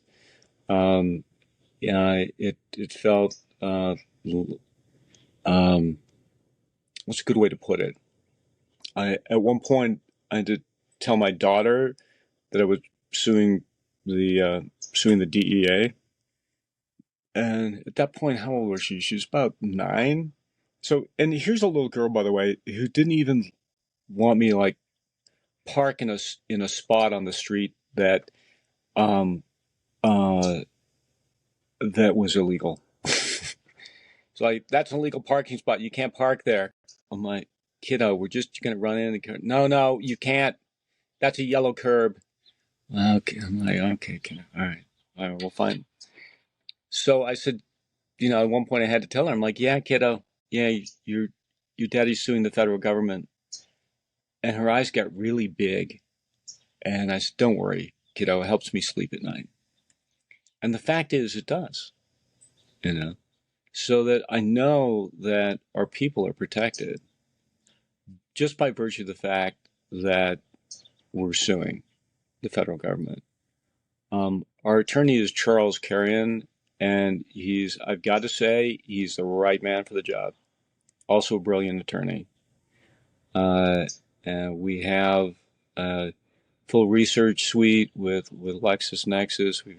We've also have some other advisors and attorneys on our team. All of them great, extraordinary lawyers, and then we're in touch with other attorneys who have assisted and continue to assist other churches in this regard in their suits, the DEA. So we initiated ours 10 years after the Santo Daime and the Vegetal cases, 10 plus years. And so it had been a long time. And as I mentioned, like in that time, no one had actually received an exemption. The process was, the DEA exemption process was a fraud. And it looks, right now that exemption process has essentially collapsed under court investigation, the inspection by the federal courts. Like it no longer holds water. It has to be rewritten. And so now currently we're in federal court, and this is after we write our initial brief, then the opposition responds, then we get to respond to them, and we have our back and forth period. It took over a year and a half just to get to the point where the court said, okay, they have standing, it's not going to be thrown out. So it took a year and a half before the court actually said, you're green lighted for court, you can go to trial. So that was a loss for the DEA because they were trying to get this thing thrown out of court. And they had all their reasons for doing it. They said we needed to engage in administrative exhaustion, and we had to go through the DEA exclusively, that we had to apply for the exemption. And our contention was the exemption process was a fraud. They'd never issued an exemption, and the demands in the exemption were too onerous. And anything that we said in that application process could be used against us effectively. So it was a full-on admission of the use of a Schedule I substance as they saw it. And so that didn't get us anywhere. Didn't get anybody anywhere. And the courts looked at that and they said the exemption process needs to be reviewed and redone, as it currently doesn't apply. So we started in San Francisco, and then that was remanded, moved to Arizona. So we refiled in the state of Arizona, the Ninth Circuit. So now we're in the Ninth Circuit Court of Appeals, or Ninth Circuit. We started in the district court. Let me rephrase that. So federal district court in Phoenix, and there's an aspect of the case that we've appealed, and so while we're appealing, I should say that one of the things the DEA wanted to do was to get our membership list. We're like, are you kidding? You want our membership? Yeah, we want your membership list, and we want their emails, and we want all their contact information. Well, the case law for that is on our side, and it's pretty clear that, there's a notion called associational privacy, which we can stand pretty clearly on. And, a lot of that case law dates back to the civil rights era. And those, where the state of Alabama, in one case, like, I'm sorry, we would like the membership list for the NAACP, National Association of Colored People. What? I'm sorry, we're not going to produce those. Well, we have a court order that says you have to. Well, you know what they would do with that list, right? Alabama, during the civil rights era, they wanted a list of all the people that were, militating for civil rights and anti-segregation. And so the courts upheld that. Actually, that went up to the Supreme Court and gave them associational standing, associational privacy. And so that right is ensconced. But now we have to fight it all over again. So we had to appeal the district court case to the Ninth Circuit, and then we're appealing again. So while that's happening, it kind of slows down our primary case. But it's essential to us that not only for AYA, not only for our church, but for all these other churches that are considering suing the federal government, should they need to, right? I mean, we've got a little revolution on our hands. We've got at least 2 churches right now that are currently suing the federal government, and they're more in the wings to secure their rights to free practice with visionary sacraments. And there are all these other ayahuasca churches. So can you imagine what would happen if we released the names of our membership? Well, who's gonna sue them, right? Nobody. It'll quash any dissent, any heretical religious dissent to the federal government that wants to regulate churches. Please. And so, we'll win that. And so we have to go through the process of it. All right. We will never, under any circumstances, release our membership list. On for the benefit of our church, but also for the benefit of all these other churches. So there's a bit of this process, and then we get the response from the Department of Justice for our filings, and they can get kind of it's interesting to hear them get kind of sacrosanct about their law, right? But their law hasn't, as they engage as individuals, as the lawyers that engage on this case, I hear the sacrosanct tone, but what I also hear is a lack of principle. They're just doing it 'cause it is institutional inertia, or maybe you could call it institutional momentum. They're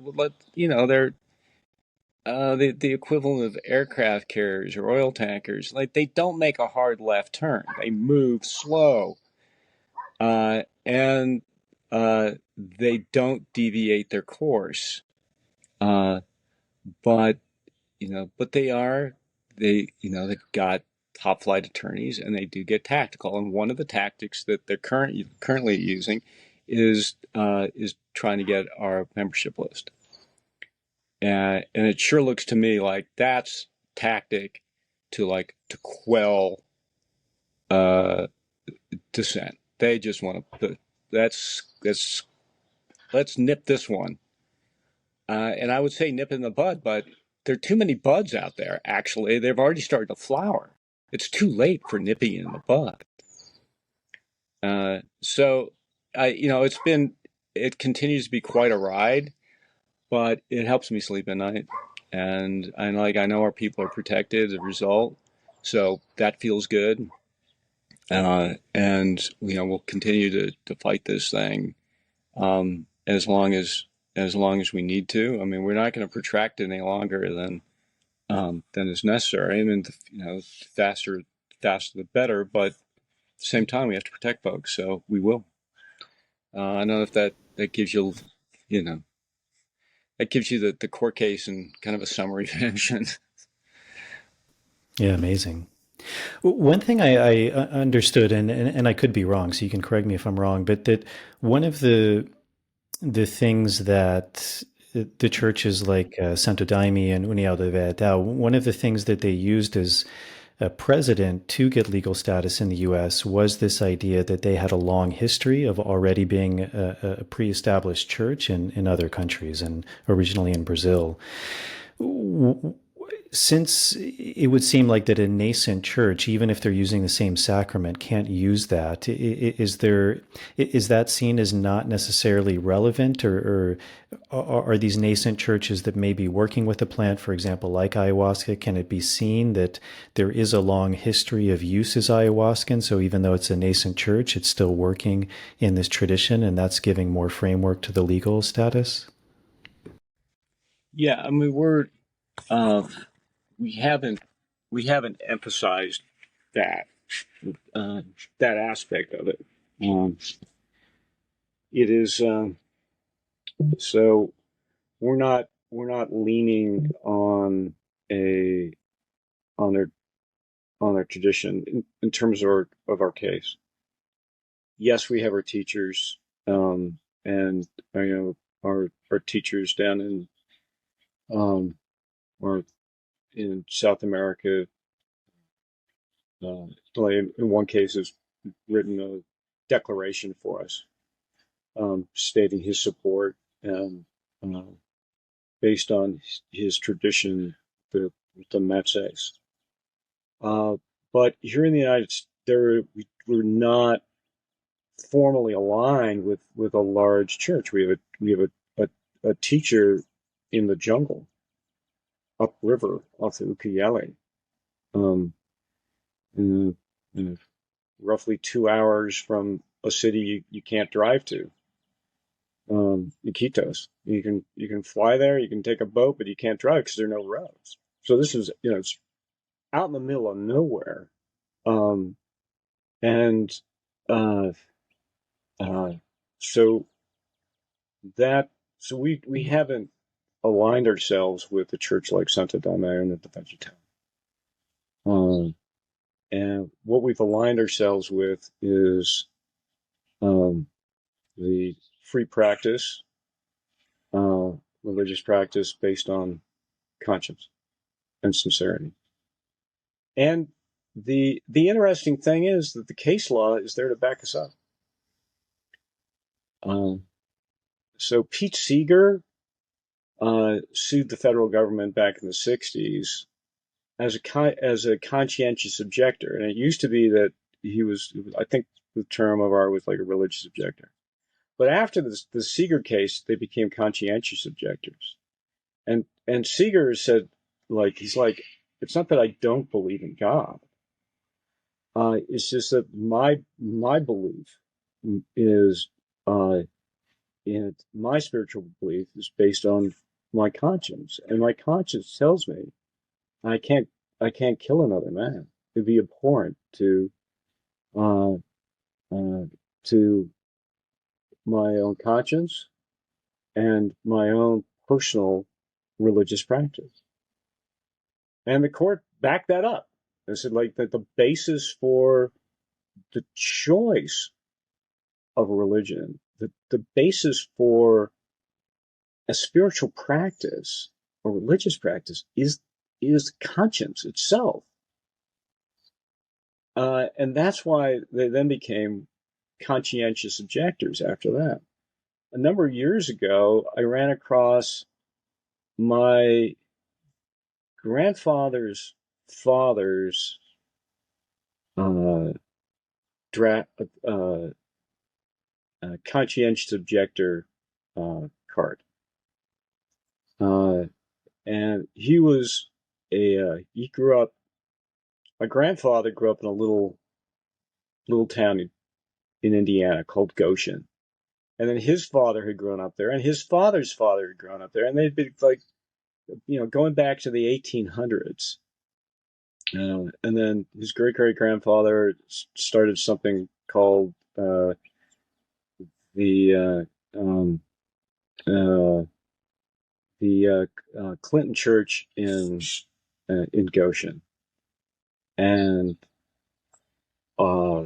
it was a Mennonite Amish community. And the thing about the Amish and the Mennonites is that they were, initially they were just the Mennonites. Like, so the Mennonites were pacifists, and the pacifists, as pacifists, they got pushed around all over Europe because they wouldn't fight in wars. And part of that was that they refused to have their children baptized. And so why was that a big deal? Was that like a question of dogma? No, it was because back in the day, if your child was baptized, then they were on the draft rolls. And so 16, 18 years later, they could come and collect the young men because they knew where they were. The Catholic Church knew where they were.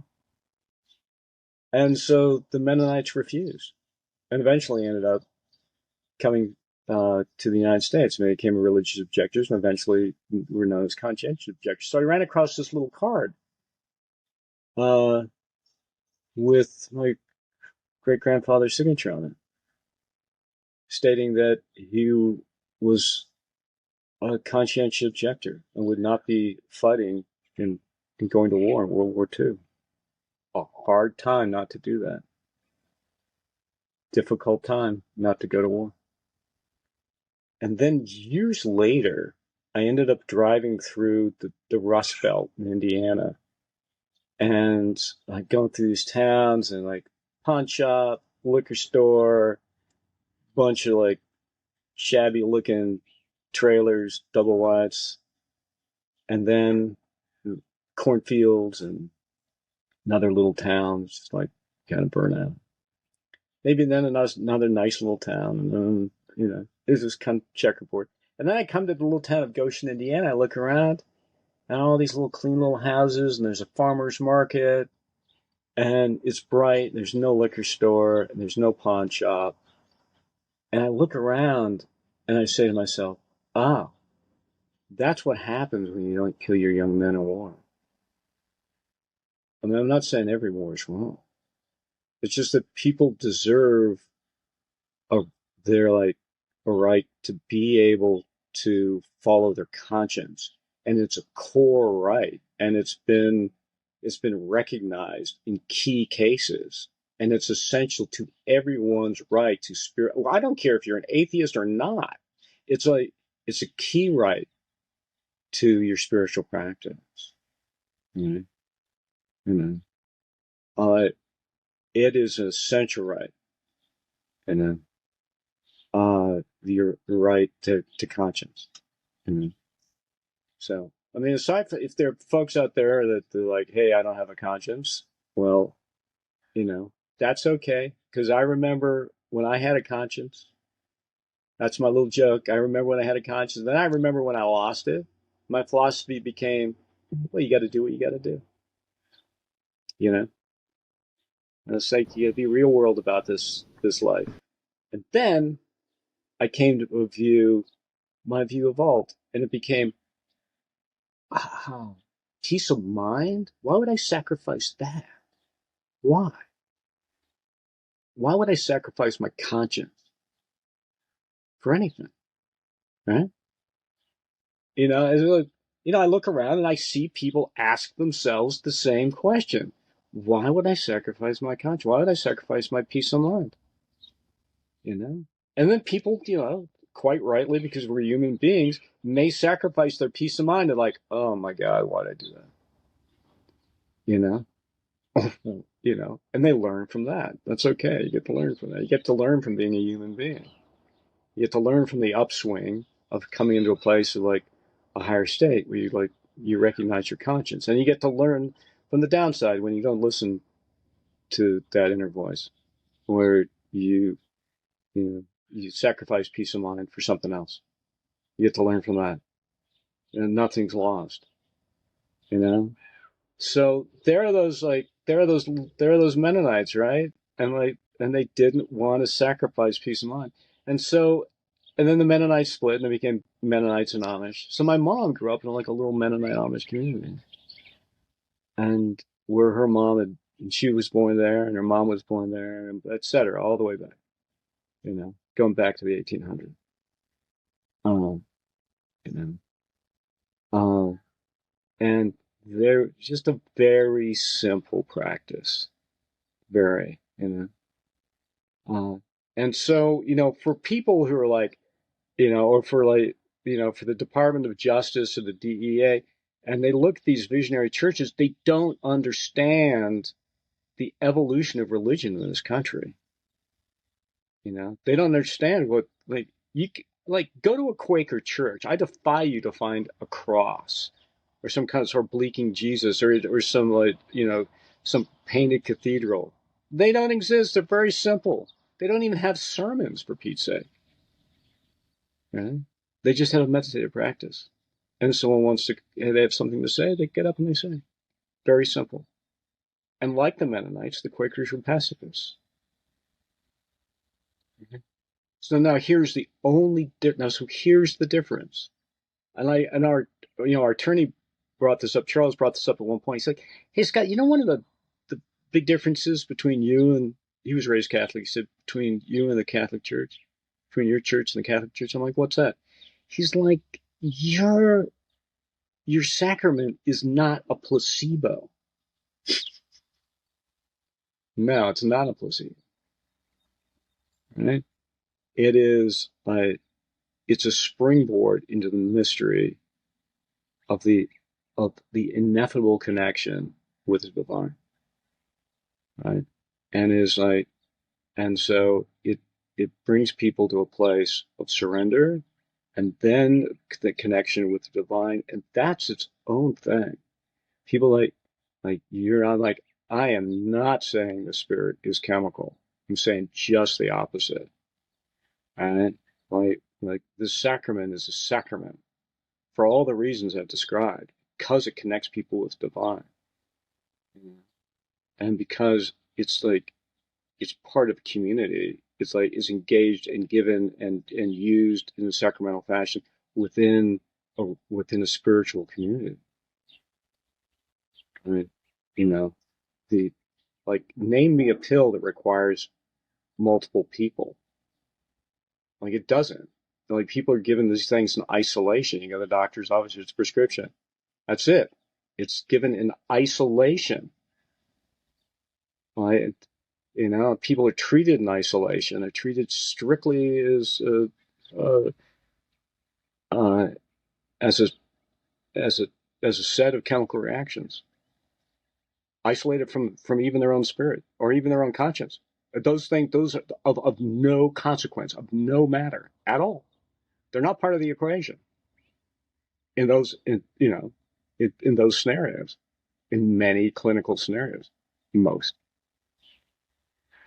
And then, well, then maybe you see a specialist if you got other issues.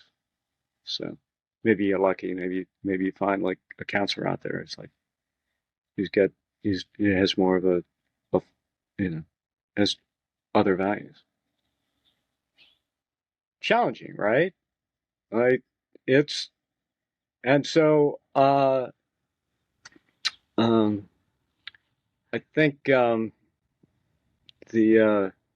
so there's a little tour of of religious rights, and governance, and the and the building of the establishment of case law that allows people to fully reside in a place of conscience without having to say, "Hey, I'm claiming the authority of this other church." Well, how far back do you need to go? Like, where does that start? And like U.S. body of law says, like you look at under U.S. v. Pete Seeger, it says it's conscience, and like everybody knows that's true. Everybody knows it's true. Your conscience, whether you've given up your conscience or you regained it and you're like, you're going to reside in a place of peace of mind. Everybody knows that's true. Yeah. You know, and if you want to debate the issue, you're going to sound like a fool. All right. You just haven't been around the block enough. All right. And it can be really painful to come back to your conscience. It can really hurt. You can see the patterns of things like, oh my God, I've ignored that for how long? And look at the flipping mess I made of my life trying to control it and control others because I was afraid. And then people start to get the message. Oh, I'm no longer under threat. Oh my God, I'm no longer under threat. I can live freely. I can support others in like from a vantage point of principle and, and values, like deep abiding values that come from the source. And that they run through my own like insight. I see people who come through ceremony, and there ought to be another word for hallucination, because I don't see people hallucinating. I see people gain clarity. People see patterns in their lives. Like, the medicine says, oh, do you remember this? Remember this? Remember this? Remember this? And, people might find themselves in a little spot where they're like, oh my God, are we done yet? How about this, this, and this? I'm like, okay, there's a pattern. I see now. There's a pattern. Right? And then people bear witness to that pattern, like, I gotta let that go. Like, that becomes absolutely clear. It's time to change that pattern. And people do. And in that moment, they don't know how. It's just enough that they see it. And in that moment, they don't have to fix a thing, change a thing, nothing, just an honest view. And then people take that honest view into their daily life. That's principled, right? That has value. And I look at this, the DEA, the DOJ stance with these visionary churches, and they're standing against supporting combat vets coming back, healing, standing against people coming to a renewed view of bedrock principles and values, and supporting a healthy life, a healthy relationship, standing in front of that, because you just don't understand it. They just don't understand. These people are engaged in religious practice, and it doesn't require that that we claim the authority of another church. That said, Jonathan Goldman, who pressed, God love him, who pressed through with the Santo Daime case in that federal court case, has been extremely helpful. Both him and Jonathan Goldman in supporting her case. I've got an enormous amount of gratitude for those two, and the challenges they went through, and how scared everybody was in their church. They were under immediate threat, and they had shit to lose too, and not just money, their children to CPS, all right, they're lose the professional accreditations, and it was just, there was a lot on the flipping line, and they pressed through and they won. Why? Because they had convictions, principles, all right. So and their support has been, Goldman's support has been invaluable, and so he looks at us. He's like, I like what you're doing. I like it. All right, I support it. You don't need to be Santo Daime. You're part of the brotherhood. You're part of this. What you do is what we do. All right. And so I see coalition building among visionary churches, nationally and globally. All right. And this, whatever's going on over at the DEA, eventually those individuals, the way I view it is eventually they're gonna sit in ceremony. And when I'm trying to inform them, I view it from that standpoint. Eventually, I think of them as it's just newbies. It's their first time. Right? They're getting a first-hand education. Eventually, they'll be able to sit in ceremony, and it's going to be helpful for them. And eventually, like their children will be able to sit in ceremony. You know, their family members coming back from war, they got addiction issues. You know, or maybe they're just like trying to reaffirm their connection with divinity. Uh, uh, you know, it's going to happen. I can see it. I can see it.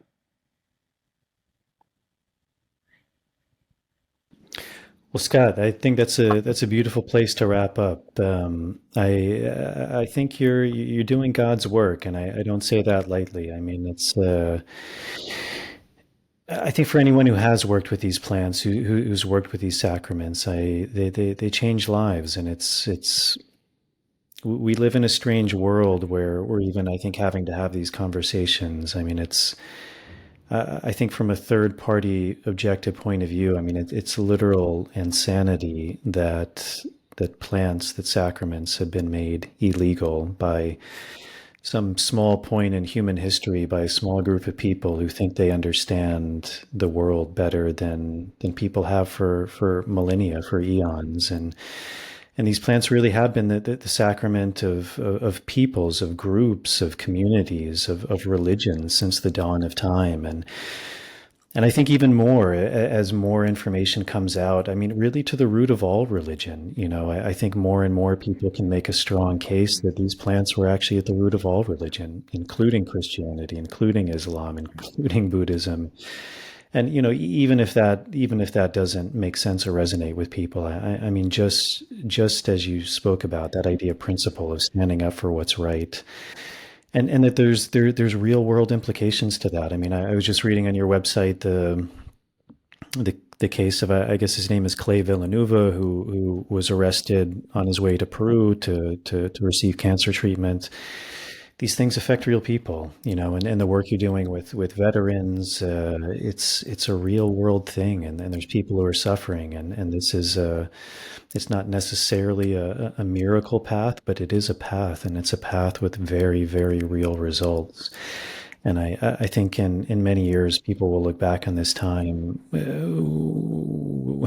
in the same way that we look back now with our current understanding, our current consciousness of really bad things that have been done in the past, and think how did we as humans do that? How did we segregate people, isolate people, criminalize people who were helping? But unfortunately, that seems to be part of our collective humanity. But I think you're doing amazing work, and I think it's really important, and someone needs to do it. And I think the movement is really going strong and gaining traction. And so I kind of, yeah, just thank you for your part, because I think it is a big part, and I think the wheels really are turning, and it is going in a good direction. I mean, certainly when I started doing this work, I don't know, 20 years ago or something, it was a much different environment to where it is today, and I'd imagine hopefully in 20 years it'll be a much different environment to that. So I thank you for your time and your work and your morality, your principles, and if people are interested in learning more about you, or reaching out to you, or working with your Arizona Yahe Assembly, or joining the coalition, or just getting more information, what's the best way for them to do that? So a great way for people to find out more is to go to ayaguide, ayaguide.org. Ayaguide.org is a great way to find out more. And we have a parallel site. It's aya.guide. So you know, there's those are a couple of options. And if you want, and so that'll tie you in with all the other sites. We have a bunch of we also have a lot of music that's available. So if people are interested, they can listen to the Icaros that we have in ceremony. And so through our site, you can listen to the music. People can find out about the projects. They can find out about Aya Mission. I'll work with combat vets. This on Veterans Day, this November 11th, we'll have 22 veterans in ceremony with us. So that's we're calling that 22 on the 11th. And you know, 22 combat vets commit suicide every day. And so, our objective is to have at least, we'll have one ceremony with 22 vets. Maybe there will be a second, there'll be another church with 22 vets. Maybe next year we have a half dozen, maybe the year after that, more. And to have combat vets sit in ceremony across the country. And then we've got a nature conservancy for preserving the rainforest down in the upper Amazon. So it's small right now. We have about 100 acres, but the objective there is to preserve the rainforest as it is, as this vast treasure of medicines, pharmacopoeia, and to prevent the clear cutting of rainforest to grow sugarcane and cocoa, or cacao, and then turn it into a buffalo cattle farm after that. So we also have a Sister Maloka project, and the idea there is, here's the thought experiment. And Maloka is a sacramental ceremonial site. So it's a roundhouse. Well, it looks like a yurt. So we have our own yurt out in the desert. We call it Maloka because that's what they call them down in South America. But if you took 100 Malokas, 100 of these yurts, these ceremonial sites, and you set them 10 miles apart, that would cross 1,000 miles. And you could set that 1,000 miles on the burn line to the Amazonian rainforest. And by supporting what's already going on the ground, by supporting people who are working with these medicine, working with these plants, working with their own cultures, their own language, and it's a counterbalance to the advent of like clear cutting, and cacao, and sugarcane plantations, or cattle ranches, and what comes in after that? Alcohol and cocaine, right, and crime, right? When you pull people away from the land. And so it's possible to support the cultures down there, and not preserve them like they're museums, but to really help them grow. And so those are some of the projects that we're working on right now. So if people want to learn more or support that, or just raise their awareness on any of those topics as it relates to us, the things we're connected with, or the other groups that we're connected with, going to iGuide.org or aya.guide. Either one of those sites will bring them into the whole thing. You can check out. You can go to our Facebook page. Through that, you can find out what other people are saying about us and the conversations, and really kind of tap into their community by going to their Facebook page. And there are lots of materials. You can find out about our court case. That would bring you into NAADC.org. I'm just keeping it simple, but if you start with iGuide.org, it brings you into the rest of the sites. So you can find out about the court case, all the above. So we've got we have a really substantial community around the country. So and we people can call us up, and there's always someone around to answer the phone. And people have questions, they can call us directly, and they can get their number again off the website. So we're happy to be of service, and people have got questions, or they're curious, or they want to connect up with what's going on in their own area. We're happy to help. So, and Jason, I want to say thank you so much for the invitation, and for the lively conversation, and for the awesome questions. And it's been a total pleasure to have you on your show. I love your podcast. So it's amazing to be here and having a chance to talk with you. So thank you, Jason. Well, I appreciate it, Scott. Thank you so much. All right, everyone. That's it. I hope you enjoyed that conversation. It was really a pleasure for me to sit down and speak with Scott. I think he's doing really important work, really, really vital work in this idea of not only freedom, human freedom, but religious freedom specifically, in allowing people to live their lives in a way that they see fit, while it's not harming other people. As I said, I think the more we look into this, these plants were really the basis of religions all over the world, and it's something that's been forgotten. And as many indigenous stories talk about, these plants are actually here to help us remember that. So I hope you enjoyed this episode. As always, if you're able to support this podcast, that's a really big help to me. Patreon is a really good option. You can sign up for as little as $1 a month.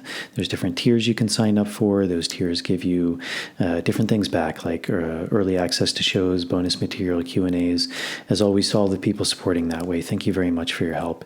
And if you're able to support, that's a really big help to me to continue bringing on these guests.